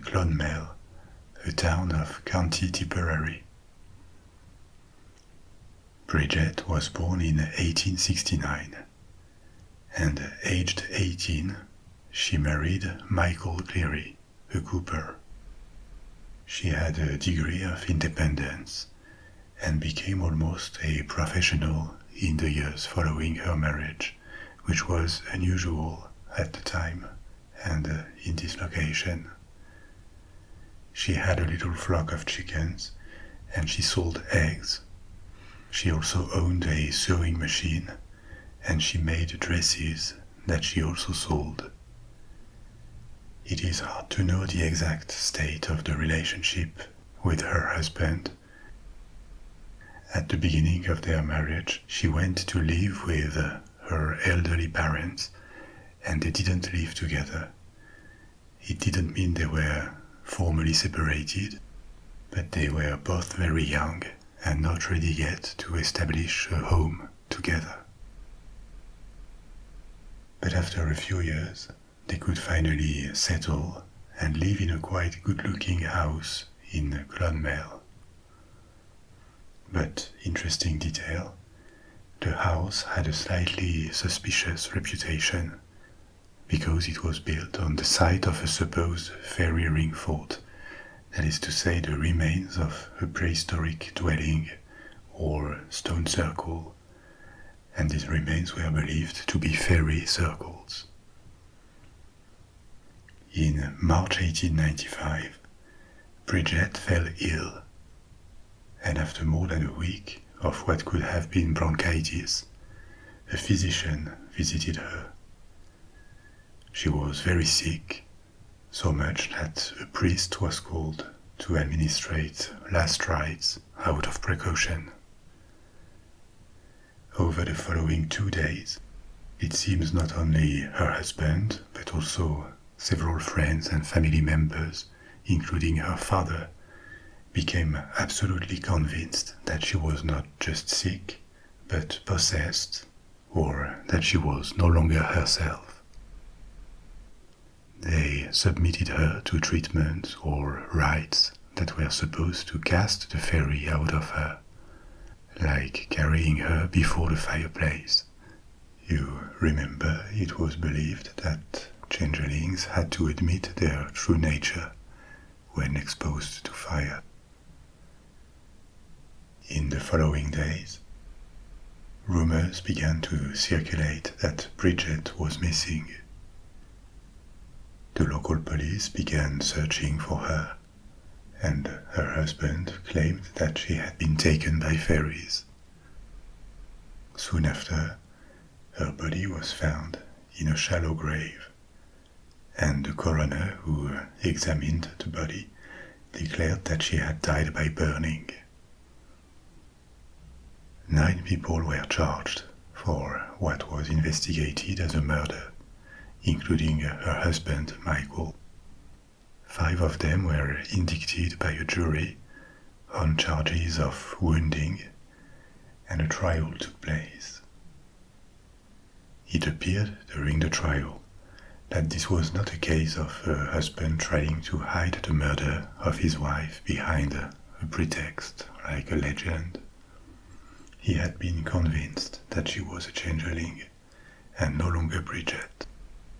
And not just him, but several other family members who had participated in the mistreatment.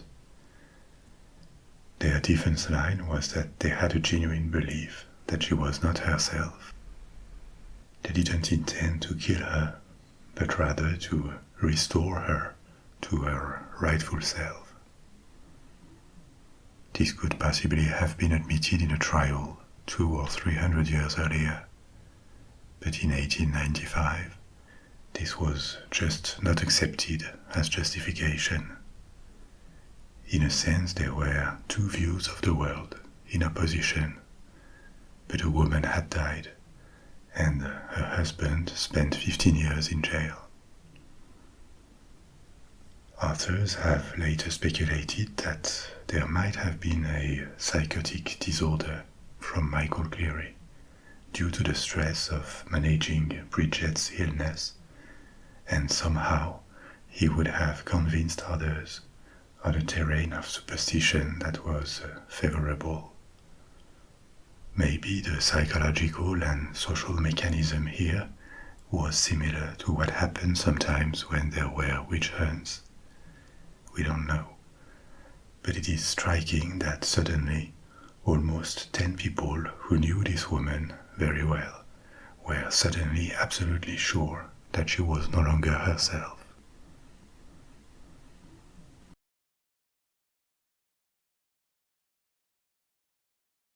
Chaco Canyon is a quite inhospitable place. Very hot in summer days, but freezing cold during winter nights.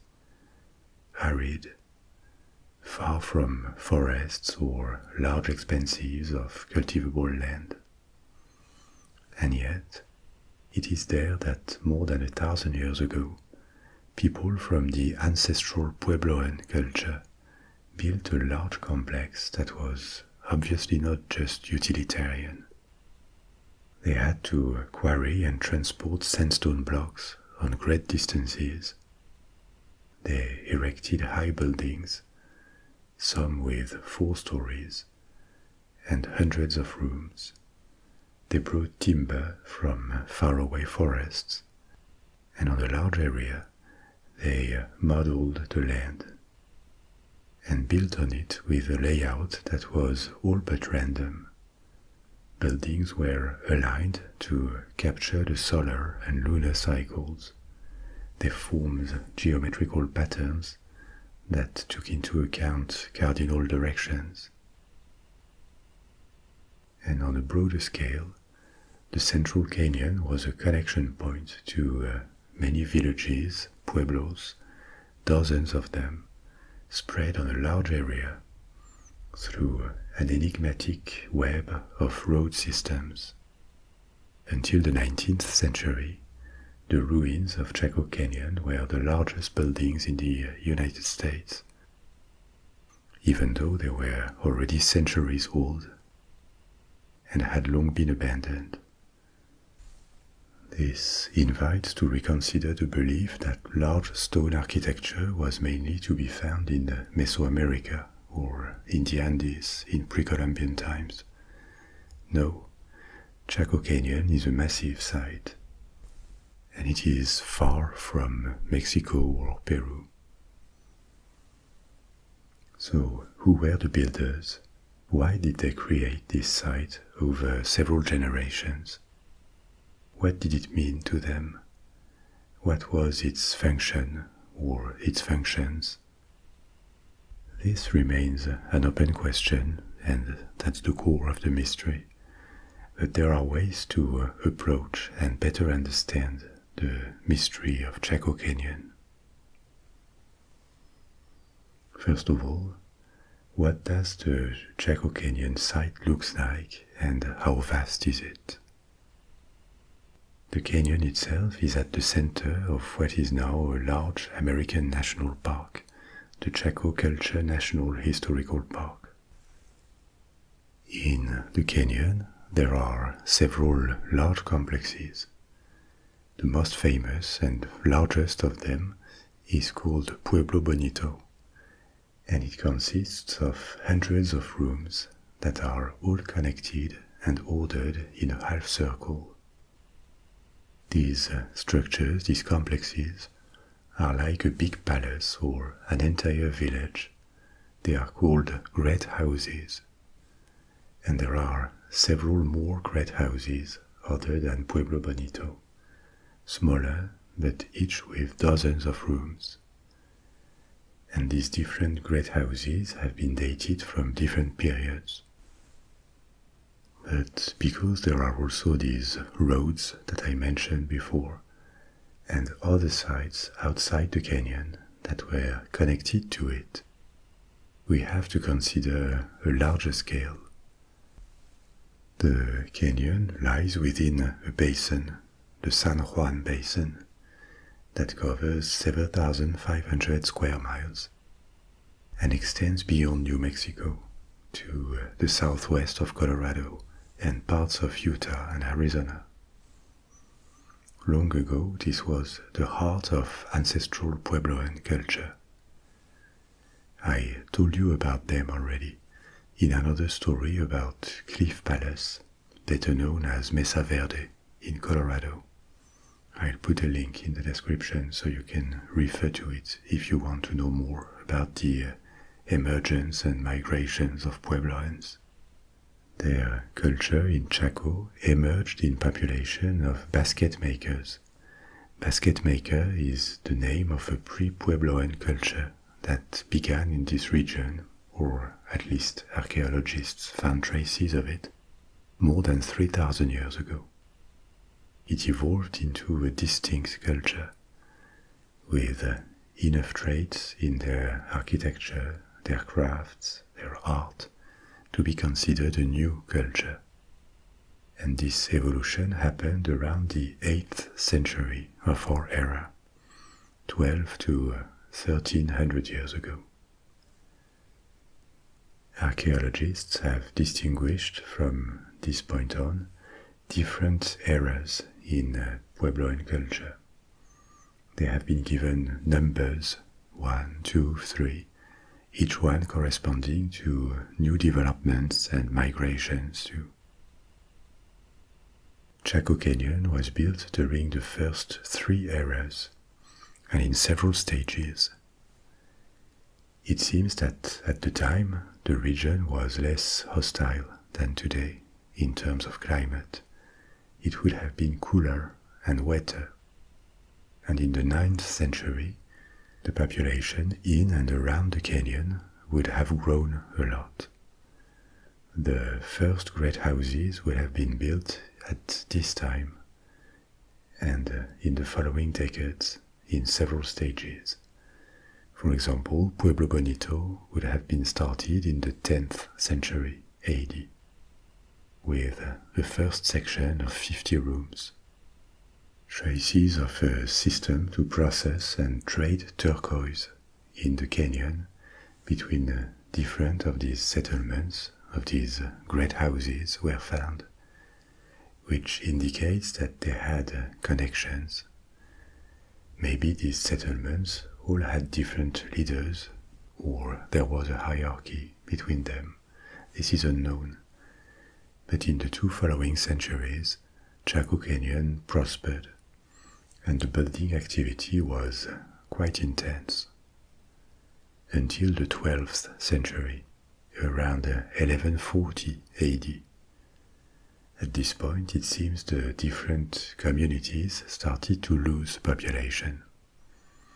By the end of the 12th century, the ancient Puebloans had gone. They had sealed many of their buildings with stone and abandoned them. We know they did not vanish at all, they just migrated to the south, the west, the east, and they left the region. But traces of their presence after the abandonment of Chaco Canyon were found in various parts of the American Southwest. Later, in the 15th century, the San Juan Basin, where the canyon is located, was claimed by newcomers to the region, such as the Apache and Navajo. This is another thing I also told you about in the talk about Apache and Navajo mythological stories. You will also find the link in the description. These new inhabitants of the region knew the canyon and most probably were aware of the ruins that the ancestral Puebloans had left, but they didn't occupy them. So why did the Puebloans evacuate? One explanation might be because of warfare. They had neighbors in the 12th century living on the Colorado Plateau. But there is little evidence of that. Their great houses in the canyon don't really show many signs of damage that could be attributed to a war, with only a few exceptions where signs of burning were found. They were also not built in defensive positions or with defensive structures like walls. So this explanation is not really satisfactory. Another one, maybe more important as a factor, is that an extreme drought began a few years before their evacuation. The conditions for agriculture were already not ideal, but they could have worsened a lot, and deforestation would have forced them to go always farther to find wood. This could have made the canyon too inhospitable and forced them to leave. Maybe it was a combination of fighting and scarcity of resources, or other reasons that we can only imagine. Maybe political infighting, or a religious belief that they had to look for another land. But in any case, the site stopped being inhabited almost 900 years ago, and stayed completely frozen in time. It is only over the past 2 centuries that the history of ancient Puebloans has been studied methodically, and that the site has been rediscovered by the descendants of the builders and by archaeologists. It had been forgotten or become legendary because the Puebloans never built again on such a scale. Looking at how the complexes were built, they impress by their size, hundreds of rooms. And these rooms were substantial in size, not small, with a tendency to place the ceilings higher and higher as decades passed and construction went on. But it is not only the size. A lot of planning was involved. Vast sections or entire wings were finished in a single stage. Each wet house had a central plaza, a semicircle, and individual houses that formed the complex, they were all stuck together, became higher and higher with the distance from the plaza. The first line, facing the plaza, was single-story rooms, and then houses went up like the steps of stairs. Great houses also comprised circular spaces that were partially or entirely underground. These are called kivas, and these rooms, some large, others smaller, were used by Puebloans for various things. They had a religious or spiritual function to perform rites and gatherings, and also probably a political one. It could be the place where the communities gathered to debate or discuss topics of interest. They could also have been places where some people with a particular function in this society lived, their house. Kivas are found on all ancient Puebloan sites. And not only Puebloans, this kind of circular meeting place existed in various cultures of the American Southwest.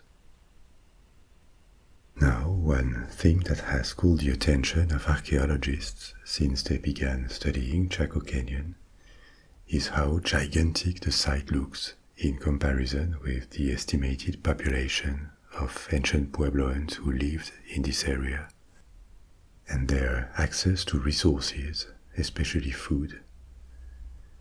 Together with the roads that connect it, this is why it has been hypothesized that Chaco Canyon was not just a place of residence, but rather an unique site in Puebloan culture, with a particular significance.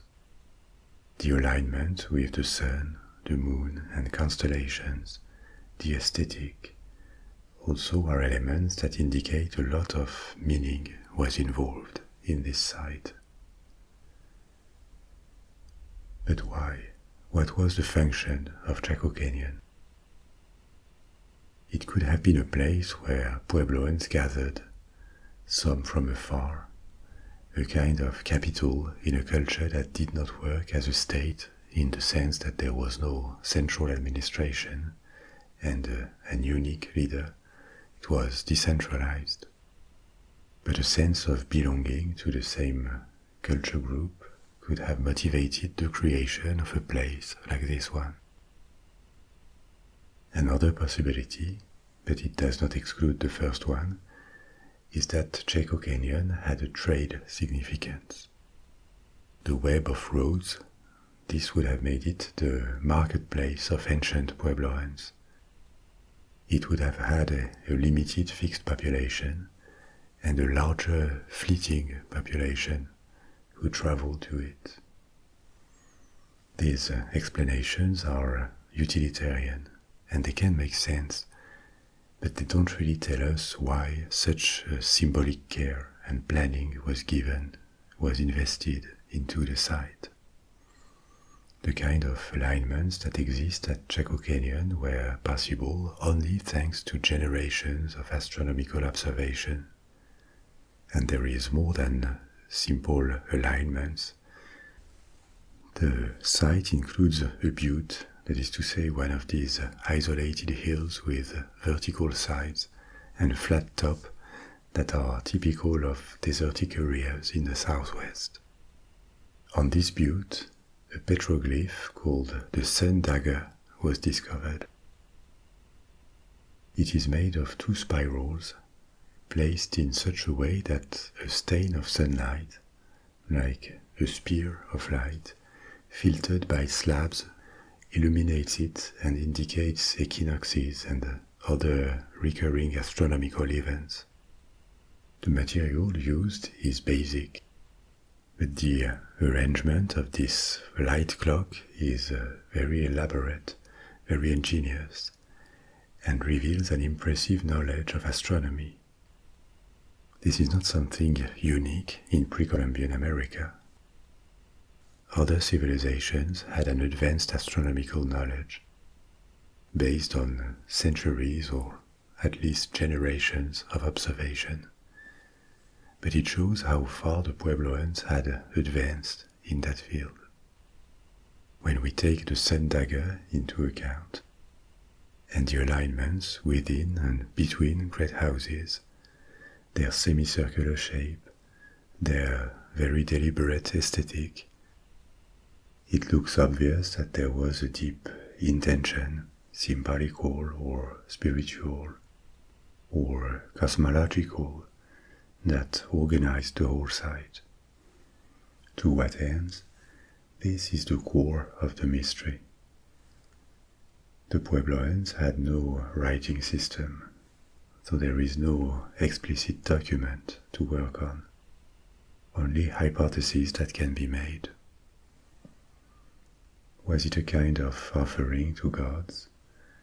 A way maybe of transposing an order that seemingly existed in the heavens to the earth? It is hard to tell, but an idea I find seducing could be that in their view, the skies looked ordered, with the same celestial bodies following cycles, the sun and the moon returning each day, and following patterns that were predictable over the months and the years. In contrast, the earth was chaotic and unpredictable. It could be too dry or too hot. Death happened on it. Based on this, they could have elaborated a cosmology that made Earth the realm of disorder, as opposed to the harmony and the eternal order of the heavens. Chaco Canyon could have been an attempt to transfer to our world the orderly nature of the heavens, to create a contact point where the perfection of the cosmos was reflected on Earth, a kind of center of the world, or at least of their world.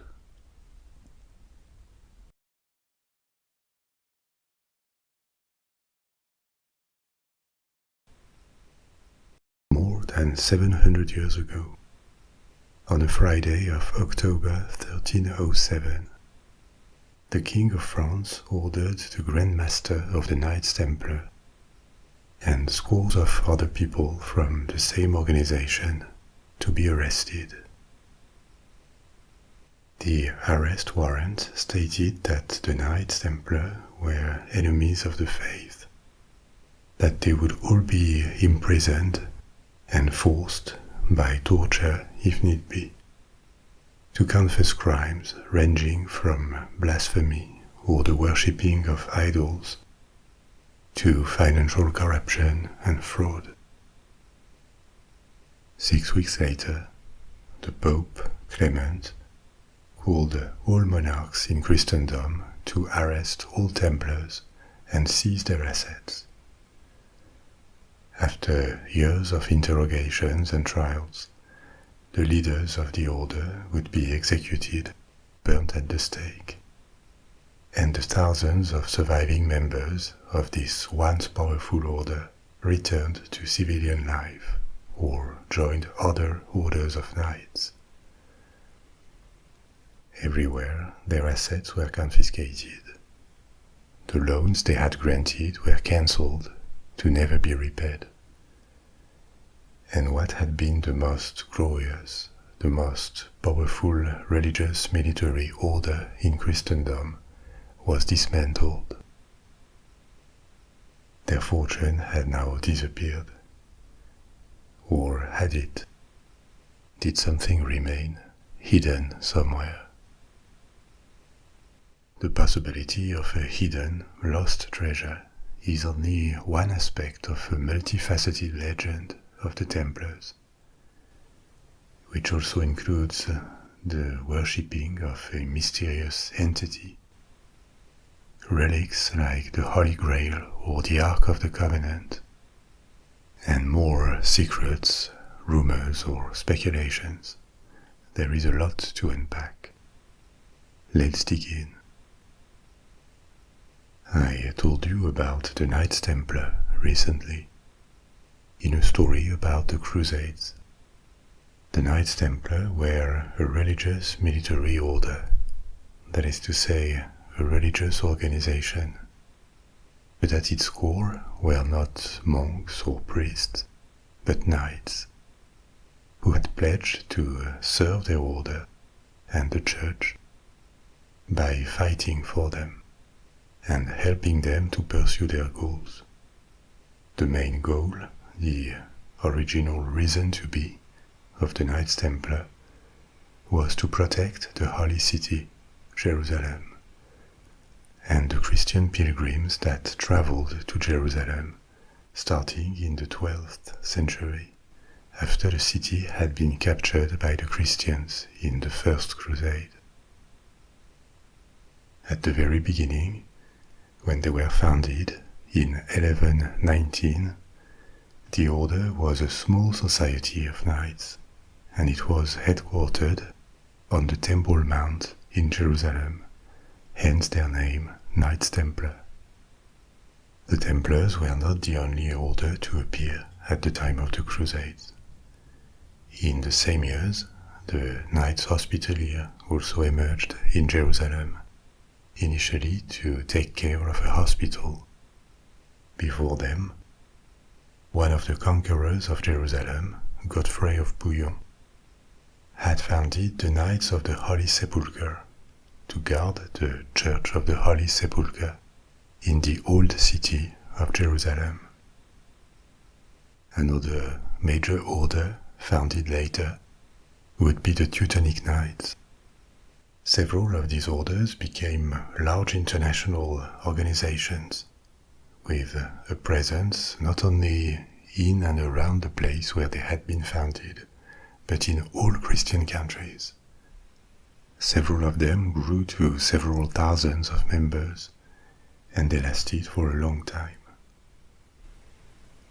But in the 12th and 13th centuries, none of them was as successful as the Templars when it came to recruiting more members, aligning troops in the numerous battles of the Crusades, or developing diplomatic relations and acquiring influence and wealth.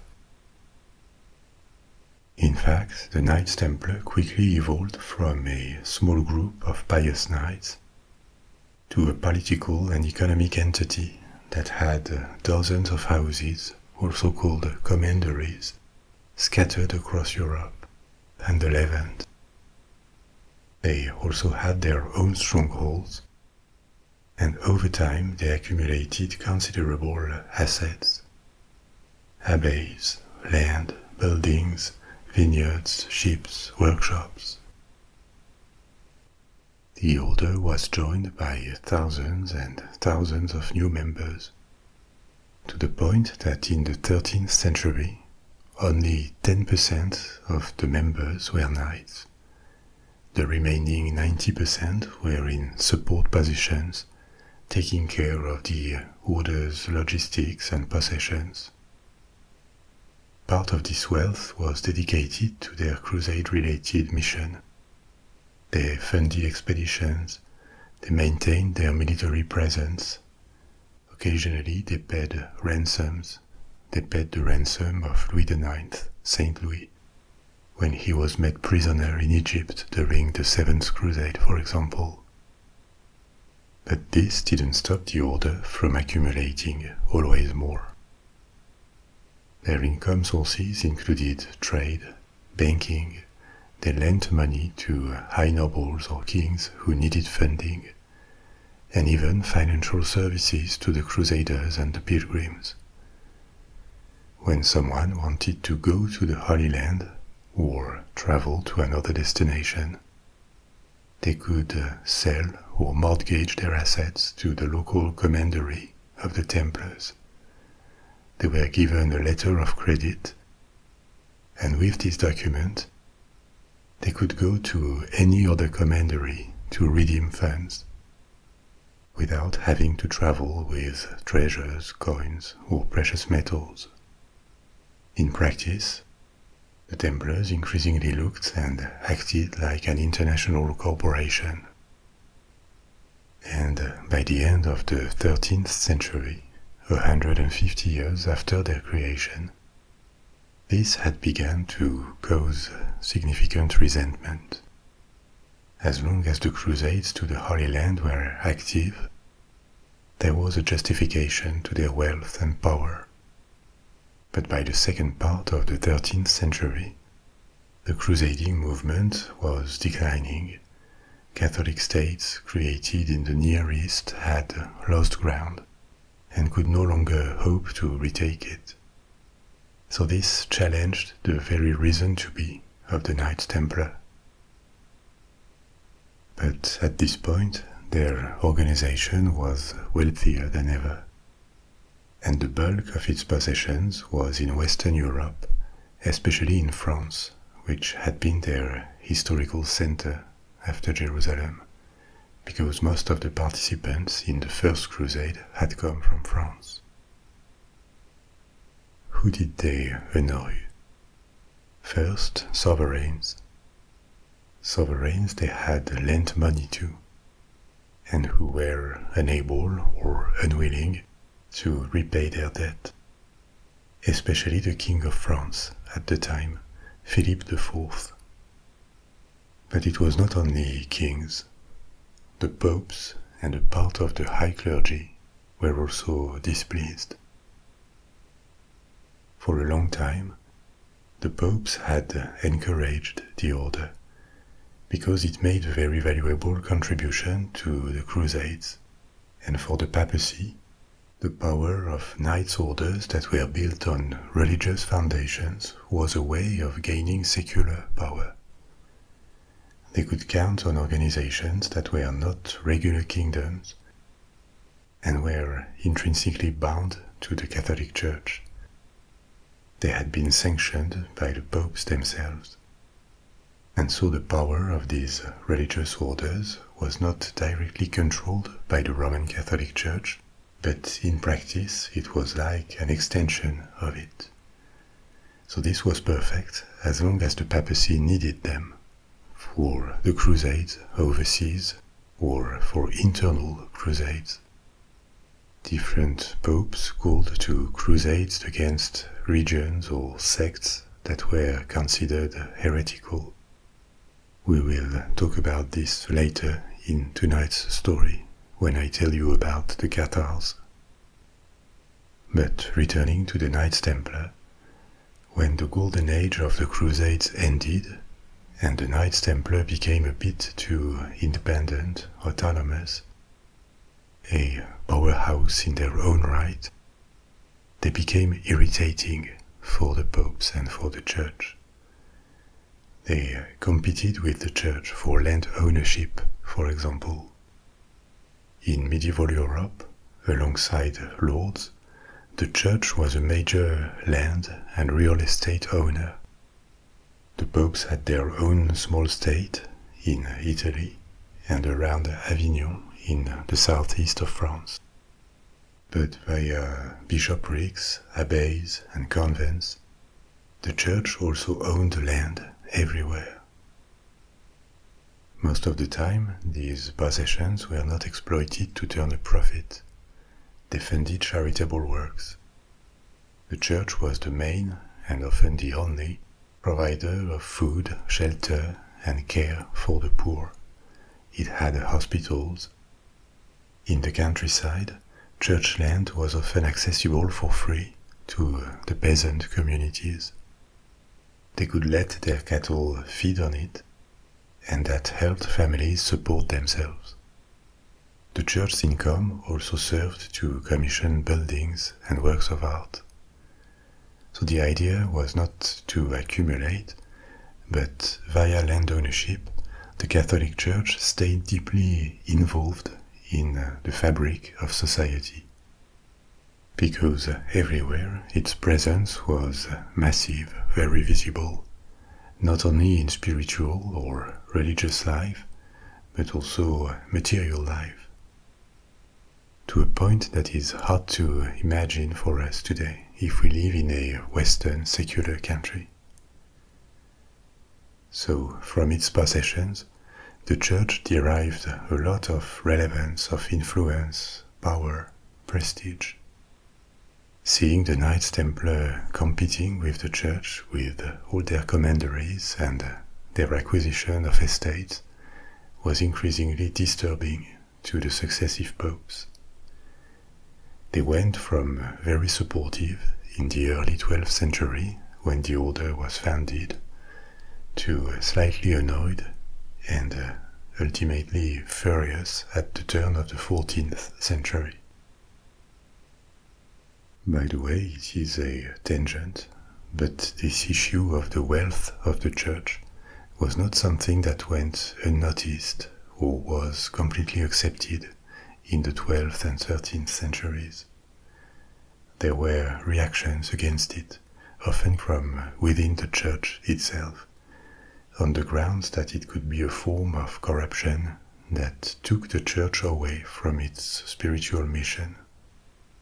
For example, the early 13th century was the time of Saint Francis of Assisi and his disciple Saint Clare, who founded orders of monks and nuns, respectively the Franciscans and the Poor Clares or Clarices, with rules that emphasized radical poverty, not only individually but collectively.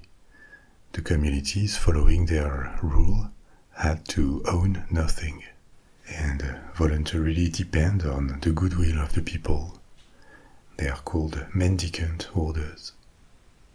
They also insisted on a degree of separation from secular life, in favor of a contemplative lifestyle, dedicated to prayer for the salvation of all mankind, not just theirs. These movements did not emerge against the Catholic Church. Actually, Francis of Assisi was made a saint only 2 years after his death, which is exceptionally fast. But between other things, their appearance is a reflection of this concern that the Church and its dignitaries may have become a bit too wealthy for their own good. Anyway, for all of these reasons, the legitimacy of the Knights Templars' fortune was increasingly questioned by the end of the 13th century. Individually, the Templars were not rich, They completely depended on the order for everything, from their food and clothing to their housing. They had dedicated their life to it. But collectively, the order was insanely rich. And obviously they had a treasure, even several, in the sense that at least each of their commanderies had its monetary reserve, and maybe, even though it is unproven, they had created a big secret reserve somewhere, just in case they would need it. Now, what could a medieval treasure look like? It could be an exaggeration to imagine something very spectacular, like an entire room full of gold, silver, or gems.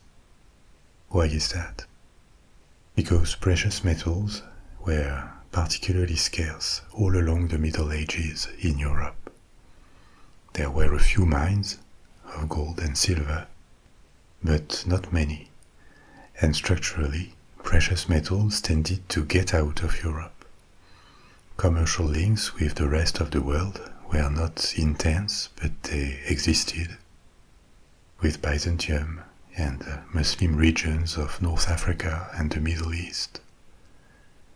The value of what Europe imported was structurally higher than what it could export. Medieval Europe bought spices and to a lesser extent luxury goods like fabrics, semi-precious stones, incense, ivory. Its exports were of lesser value, so ultimately there was a difference to pay in gold or silver. And as a result of this, the stock of gold and silver in Europe tended to stay flat or diminish over time. And because they were scarce, gold and silver had a very high value. So accumulating hundreds of pounds, entire chests of these metals, was simply impossible. There was not that much in circulation. And it seems that no one, even the wealthiest of kings, could have accumulated such a treasure. Real wealth in Western Europe at the time was essentially under the form of land and to a lesser extent real estate and productive assets like mills, workshops or wine presses. This is what wealthy individuals and institutions owned. So it would be most probably unrealistic to imagine a very voluminous treasure of the Templars. They were rich, very rich, but even though we lack an exhaustive view of their accounting, it seems unlikely that they ever could fill several chests of gold or silver, because no one in Europe could. This situation, with a rarity of precious metals, would change completely in the 16th century, when the Spanish began to bring huge quantities of both metals to Europe from America, first taken from Precolumbian people and then extracted in mines.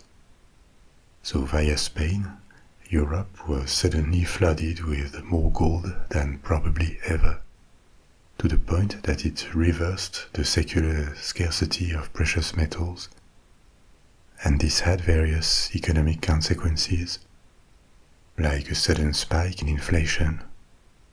Prices expressed in gold and silver began to rise. But in the 13th century, where we are now, there was nothing of the sort, and this is why, if the Templars had a treasure, it is more realistic to imagine a chest or two, rather than a huge pile of gold. Now, why a lost treasure of the Templars? Because the order ended abruptly, and was dismantled by force. I told you before that the legitimacy of their fortune had been reduced by the end of the Crusades to the Near East in the late 13th century. They had also made powerful enemies, especially the King of France, Philip IV, the Pope, and multiple lords. These enemies had reasons to resent the order. In the case of Philip IV, the main motivation was financial. He was heavily indebted to the Templars. He owed them a fortune that would most probably never be repayable. And as long as these debts existed, it gave the order influence, leverage over him. So in collaboration with the Pope, Philip IV organized a campaign to ruin the Templars' reputation. A campaign that for the most part was pure defamation. Multiple claims were made against them in the years 1307 to 1310, some rather outlandish, but many legends that remained associated with the Templars are rooted in this period and the claims that were made against them. So let's take a look at these different legends or rumors that began to surround the Knights Templar. Among all the accusations made against the Templars, some were actually possible, like accusations of financial fraud, or acting for financial profit rather than any praiseworthy aim.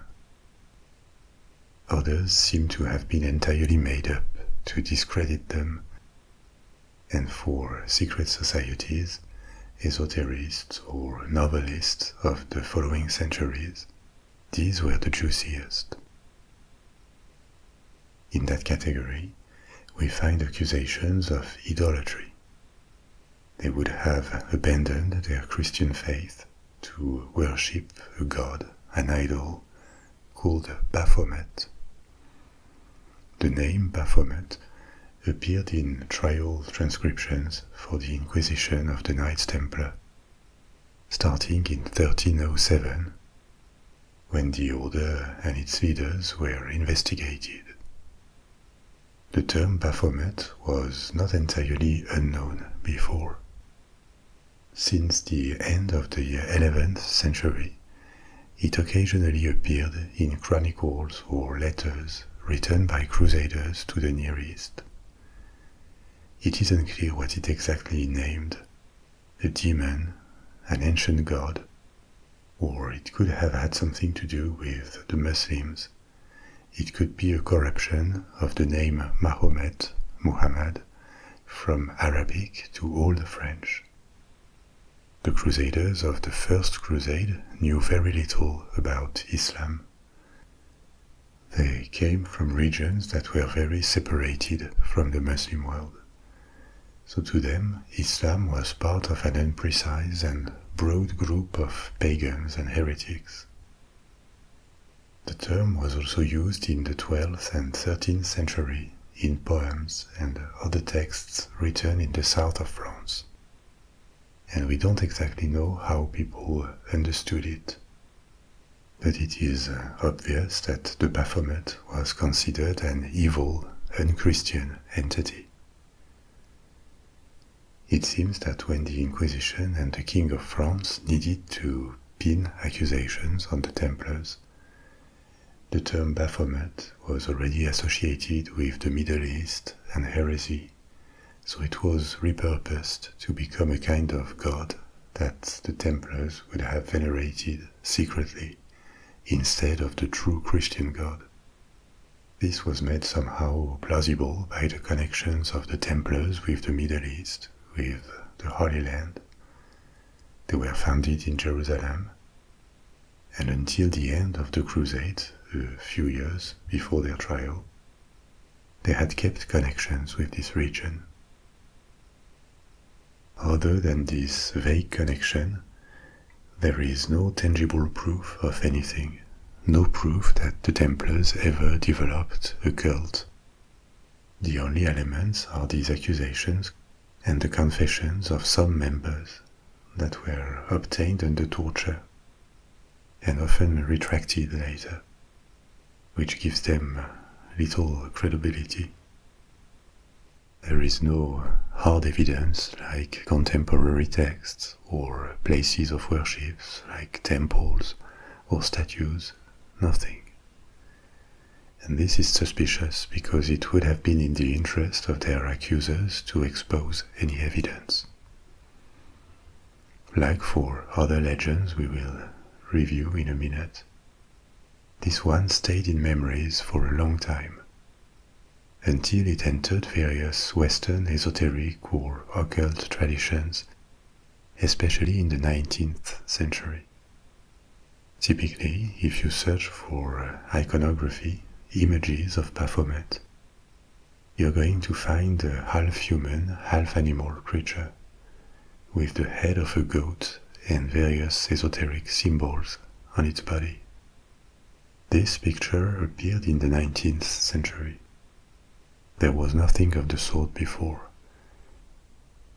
And it also seems there is no trace of the Baphomet in the Middle East either.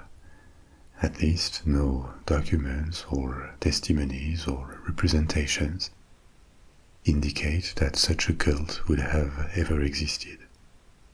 This is why a majority of historians think that the Baphomet is a pure Western invention, a kind of legend, possibly rooted in the corruption of an Arabic word, and that acquired substance or at least drew interest only because the Templars were accused with it, and later because occultists took it as fact to elaborate further myth on it. Maybe the figure of the Baphomet had everything it needed to be adopted in some circles in the 19th century. I told you about it in various stories already. But the 19th century was a period of interest in the occult. It saw the birth of Spiritism. People were fascinated by ghosts, ancient curses, mysteries that would have been hidden, possibly suppressed by the church. It was also the time of the so-called revivals of ancient pre-Christian religions, from different types of witchcraft to Celtic or Egyptian-inspired cults. So for people who were into that kind of things, the Knights Templar, with their history, had all the characteristics that could make them exciting. An ancient and secretive order, connected to the cradle of civilization that is the Near East, plus these accusations of occult practices dating from 500 years before. And so the Baphomet became an aspect of the Templars' legend. But plenty of other myths also popped up at the time, like a connection between the Templars and the Holy Grail from Arthurian legends. It says that the knights would have discovered the Grail and kept it. There is no medieval source of any kind that would suggest such a thing. But this hypothesis grew in the 19th century, and it kind of forms the base for the third Indiana Jones movie, if you've seen it.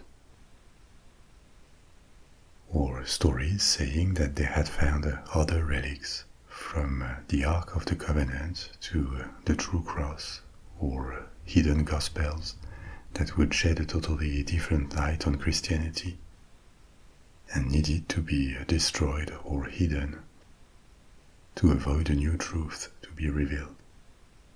They were even connected to Freemasonry for good measure. All these different stories possibly sound familiar to you or ring a bell, because they are still lingering around in pop culture. We vaguely know about them because they are productions of 19th century occultism or pseudo-historical literature that were later turned to entertainment in the 20th century. Think about the Da Vinci Code, or all these novels and movies about ancient relics hidden by secret societies. These tropes are very often connected to the Knights Templar, but interestingly, there is no medieval source that supports them. They all appeared during the past 200 years. Yet another one, another enduring legend, is the curse of the Templars. The last Grand Master, Jacques de Molay, would have cursed his accusers before his execution. So, as you see, this aura of mystery and legend is something that the Templars acquired since the 19th century, and with it also grew the interest in another hypothesis, the hypothesis of their lost treasure. After all, this is one of the most plausible legends about the Templars, because it is not supernatural, and it is even credible for such a wealthy organization. And there are records that prove the existence of monetary reserves, chests of coins, owned by the order at the beginning of the 14th century. Accounting books, testimonies, and even records of gold and silver coins ceased to be transferred to the royal treasury of Philip IV. The question is, did they manage to hide some of their money, or a large secret reserve somewhere? Several indirect testimonies tell of Templars that would have escaped with loaded horses or wagons just before the arrest of the order's masters. Indirect testimonies because they were obtained during interrogations, possibly with threats or acts of torture, and they were presented as hearsay or facts told by a third person to the interrogated Templar. So they have to be taken with a grain of salt. But they include the story of a dignitary of the order, Gérard de Villiers, escaping with 50 horses and then 18 galleys to the Mediterranean Sea, with treasures that never reappeared. Or a chest of more than 6,000 coins of gold and silver that would have been given to a fisherman for him to hide it. It is true that the Templars had horses, wagons, and fleets of ships, but there is no element to corroborate these stories. What is factual, however, is that it is not uncommon in France or England, Germany, Italy, to discover treasures by accident. Most of the time they are not spectacular, but they still have significant historical and monetary value. They can date from as far as the antiquity, and they were buried or hidden in the walls of old buildings of different periods. Some were lost when their owner died without revealing the secret, and they were rediscovered centuries later during excavation or renovation works. That includes medieval treasures. In France, for example, a chest dating from the time of the Templars was discovered underground in the 1990s. It seems it belonged to a merchant who hid it there and never came back. So it was probably not a Templar treasure, but it shows that the discovery of reserves hidden by the Templars is not unthinkable one day. There are stories about such a treasure in many different towns and castles in France, to the point that in the 1960s they were even taken seriously enough by the Minister of Cultural Affairs to organize a search at a chateau, the Chateau of Giza, an old medieval fortress in Normandy, that for a time in the 12th century had a Templar presence. But nothing was found. So at this point, the existence of one or several treasures of the Templars remains an open question. The main problem is that there is no defined area to search for it, And if it existed, it is also possible that it was found and never made public, or that it was lost at sea, or maybe it just waits somewhere underground or in the walls of an old building, and one day it could be found by accident.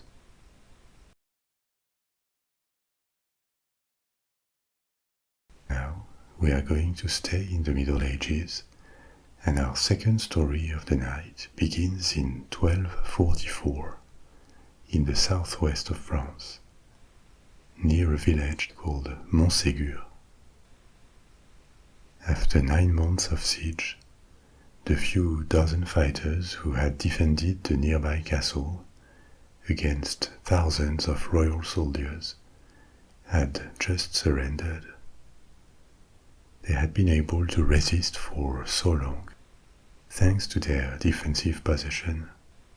The castle was built on a massive limestone rock, and they had been able to receive supplies and even reinforcements during the siege.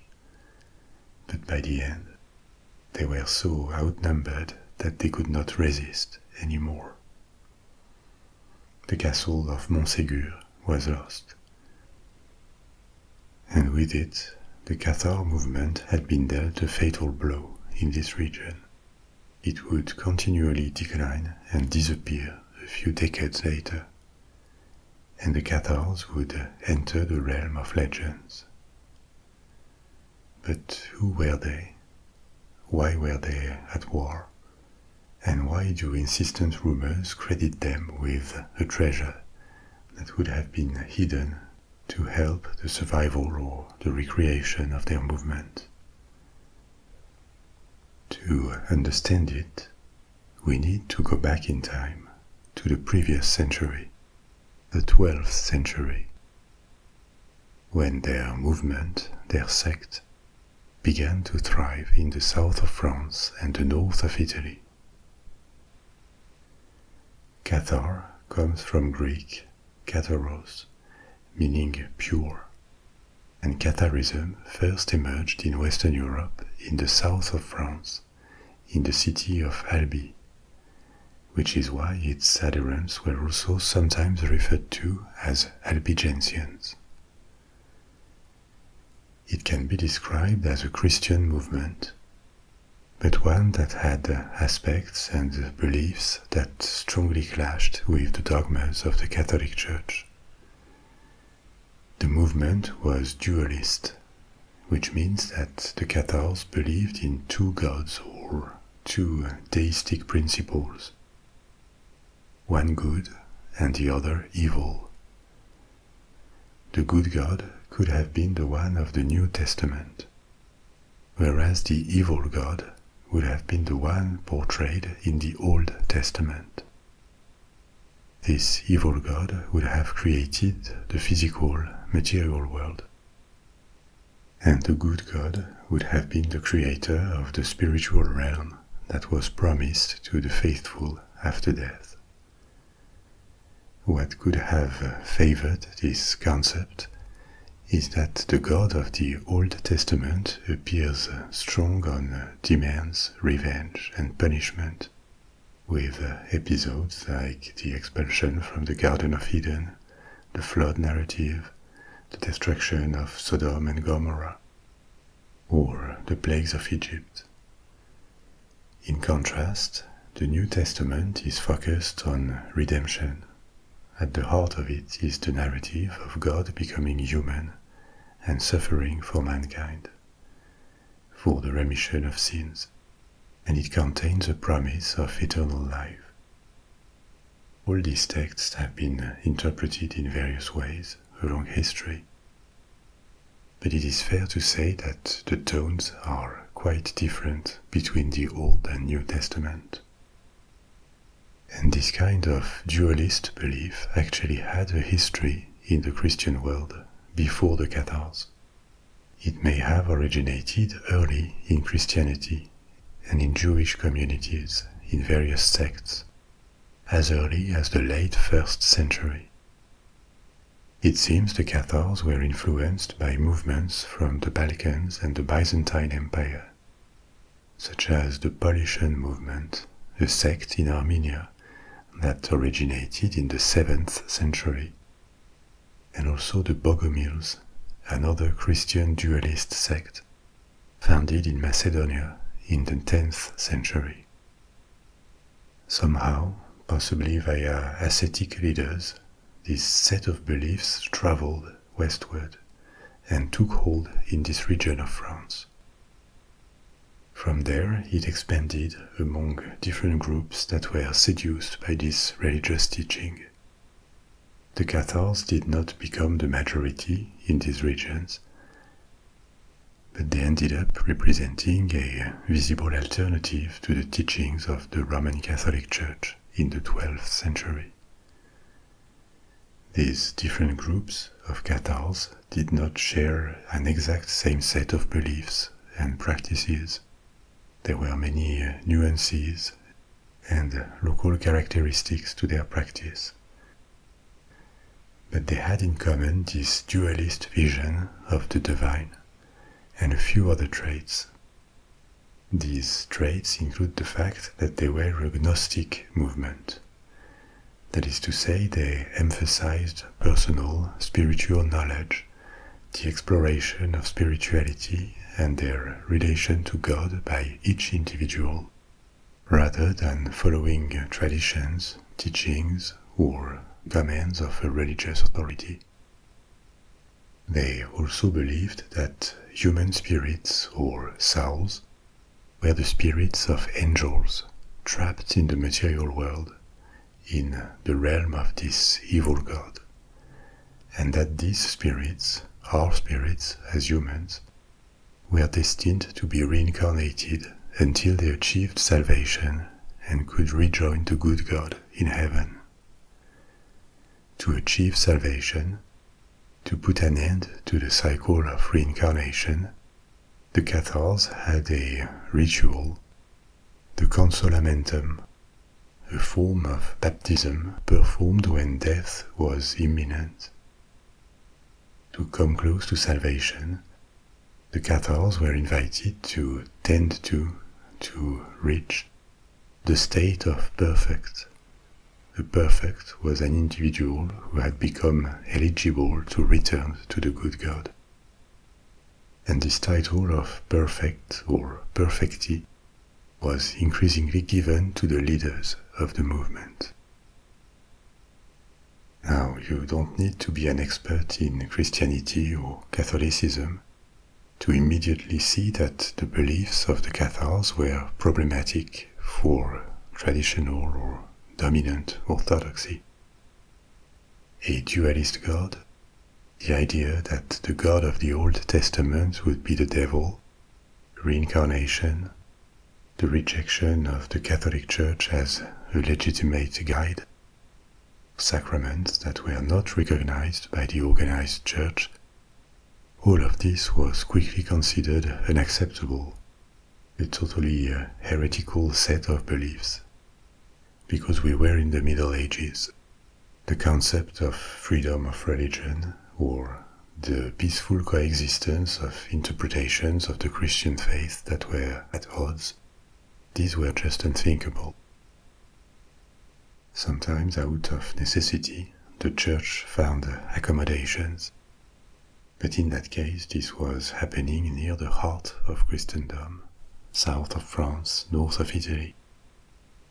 And because religion was so deeply interwoven with social life and politics, rejecting the teachings of the Catholic Church to adopt others that were so different could not be regarded as a simple private matter of conscience.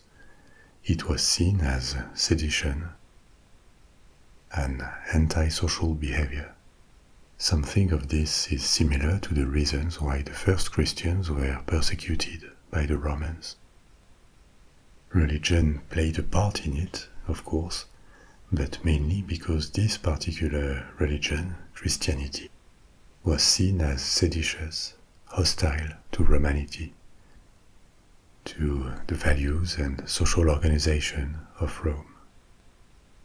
So, returning to the 12th century, The Church denounced Cathar practices early on, especially this consolamentum ritual, this pre-death baptism that was supposed to open the doors of the heavens. Now, even though it is often represented differently, the first reaction of the medieval church in case of heresies or disagreements on dogmas was almost never violence or persecution. It always tried persuasion first. And coercion would start only later as a last resort when other ways had failed. The Pope at the turn of the 12th century was Innocent III. I told you about him lately in the story about the Crusades. His name remains associated with the Fourth Crusade, the one that ended in the sack of Constantinople and the explosion of Byzantium, completely missing its goal. So Innocent III sent missionaries and tried to persuade local secular authorities to act against the Cathars or withdraw their support to them, because some small lords had been seduced. It didn't work well, and sanctions mounted, but the movement did not disappear, and this decided him, the Pope, in 1209 to call to a crusade against the Cathars, a religious war to suppress them as heretics that represented an internal threat to Christianity. At this point, violence really started. There was a 20-year-long campaign that ultimately succeeded in weakening the movement. The Cathars were very decentralized, which was a weakness, but also an element that made them resilient. They didn't field armies. They had a multiplicity of small villages, fortified farms, or strongholds. The siege and fall of Montségur, that I told you about before, was the last major military operation against them, and it happened at a time when the Cathars had already been very weakened. After that, several decades of control by the medieval Inquisition, when people were interrogated and investigated to check their beliefs, led to the disappearance of the movement by the years 1350. Here again there is this depiction of the Inquisition prone to burn heretics. It is not that it is false, executions happened, but they were the ultimate stage reserved to leaders of the movement or people who would repeatedly refuse to reject their heretical faith. If they accepted to do as they were told, or pretend to, they would be reintegrated into society and considered Christians again. Burning them at the stake was a last resort outcome.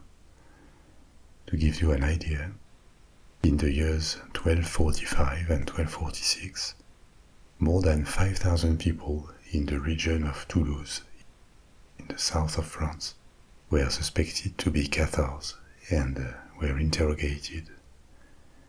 Only 3% of them, 184, were sentenced to wear a yellow cross, a sign that marked them as repentant Cathars. And 23 were imprisoned for life. None were sent to the stake. The punishment of heretics or relapses, people who had converted or pretended to convert and were caught practicing their previous faith, or witch hunts. These things happened in the Middle Ages, but it was not a high-intensity phenomenon. It would become tougher and more deadly, but later, in the very late Middle Ages and the Renaissance. But in the case of the Cathars, because there was a crusade against them, and after that decades of inquisition, to finish the job, the repression was harsh. They were aggressively suppressed. Now, like the Templars, the Cathars had monetary reserves, several of them, because they had to function as a religion or as a sect. These reserves were accumulated thanks to donations and were used for charities, to feed and house the leaders, to have manuscripts copied, or during their persecution, to pay protectors or traffickers that ensured their security. Because the castle of Montségur was an important strategic position, its siege was lengthy and it was defended relentlessly until the fall.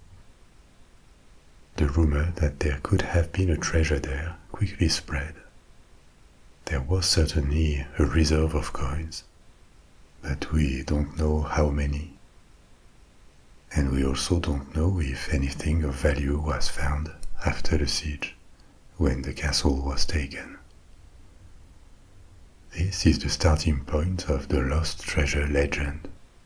A rumor that is unproven says that a few days before the end of the siege, 4 knights would have escaped the castle, possibly using underground passages inside the rock, the mountain, that allowed them to re-emerge beyond enemy lines. And they would have taken with them everything of value to rescue it and bring it to sister Cathar churches in northern Italy, because at this point, in 1244, the movement had already been almost destroyed in France. If this was true, but there is no document whatsoever, no names and no testimonies to give it credit, the treasure could have been hidden on the other side of the Alps, and it never resurfaced. Or it could have been hidden somewhere inside the castle, deep inside the mountain on which the castle was built, which would make it very hard to recover.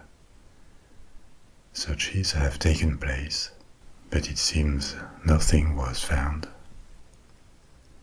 The castle was entirely destroyed, dismantled, and another one was rebuilt. So if something was hidden in the walls, it was already discovered, and nobody said anything. The new castle gives an idea of what the site looked like at the time of the Cathars, but it is not the original one. Or a third hypothesis is that the besiegers found it and kept it for themselves discreetly.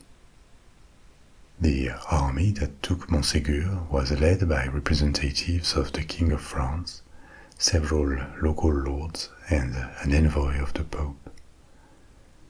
When the Cathars of Montségur surrendered, the fortress was evacuated orderly, but it is not impossible that someone among the besiegers found something when they entered and did not say anything.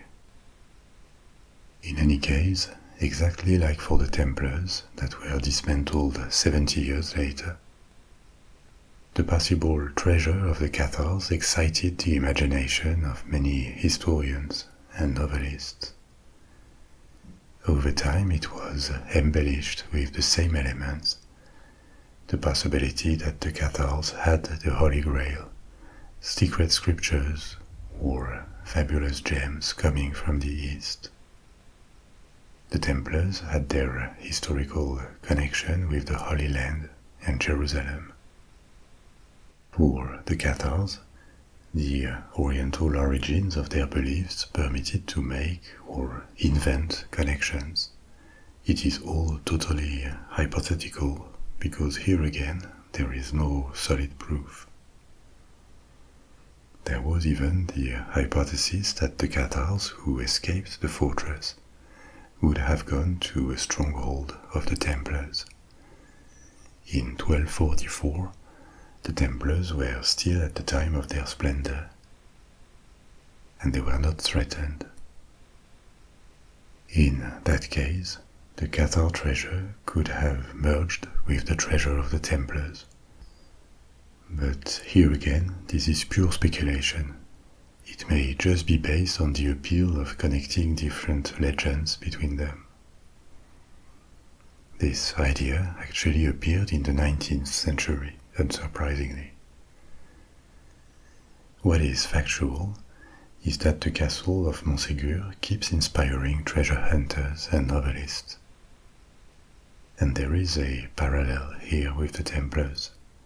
These are two different movements with different histories and people, but superficially, they have a lot in common. A society with secrets, a connection to the East, they appeared within Christendom at a time of intense fervor and religious enthusiasm. They come with tales of epic fights, which were real. They were persecuted. And interestingly, in the case of the Cathars, the movement was suppressed but not its memory in the regions where they lived. There is a kind of appreciation for them that slowly built up, probably helped by the fact that they were persecuted for their faith and disappeared. They were victims of religious intolerance. With it has grown the theory that their treasure was of a spiritual or immaterial nature. A revelation, a truth that would have been lost or hidden. This is again purely speculative, and the skeptics would probably call that romantic divagation. Maybe it is, but there is no denying that the story of the Cathars is compelling and intriguing to many.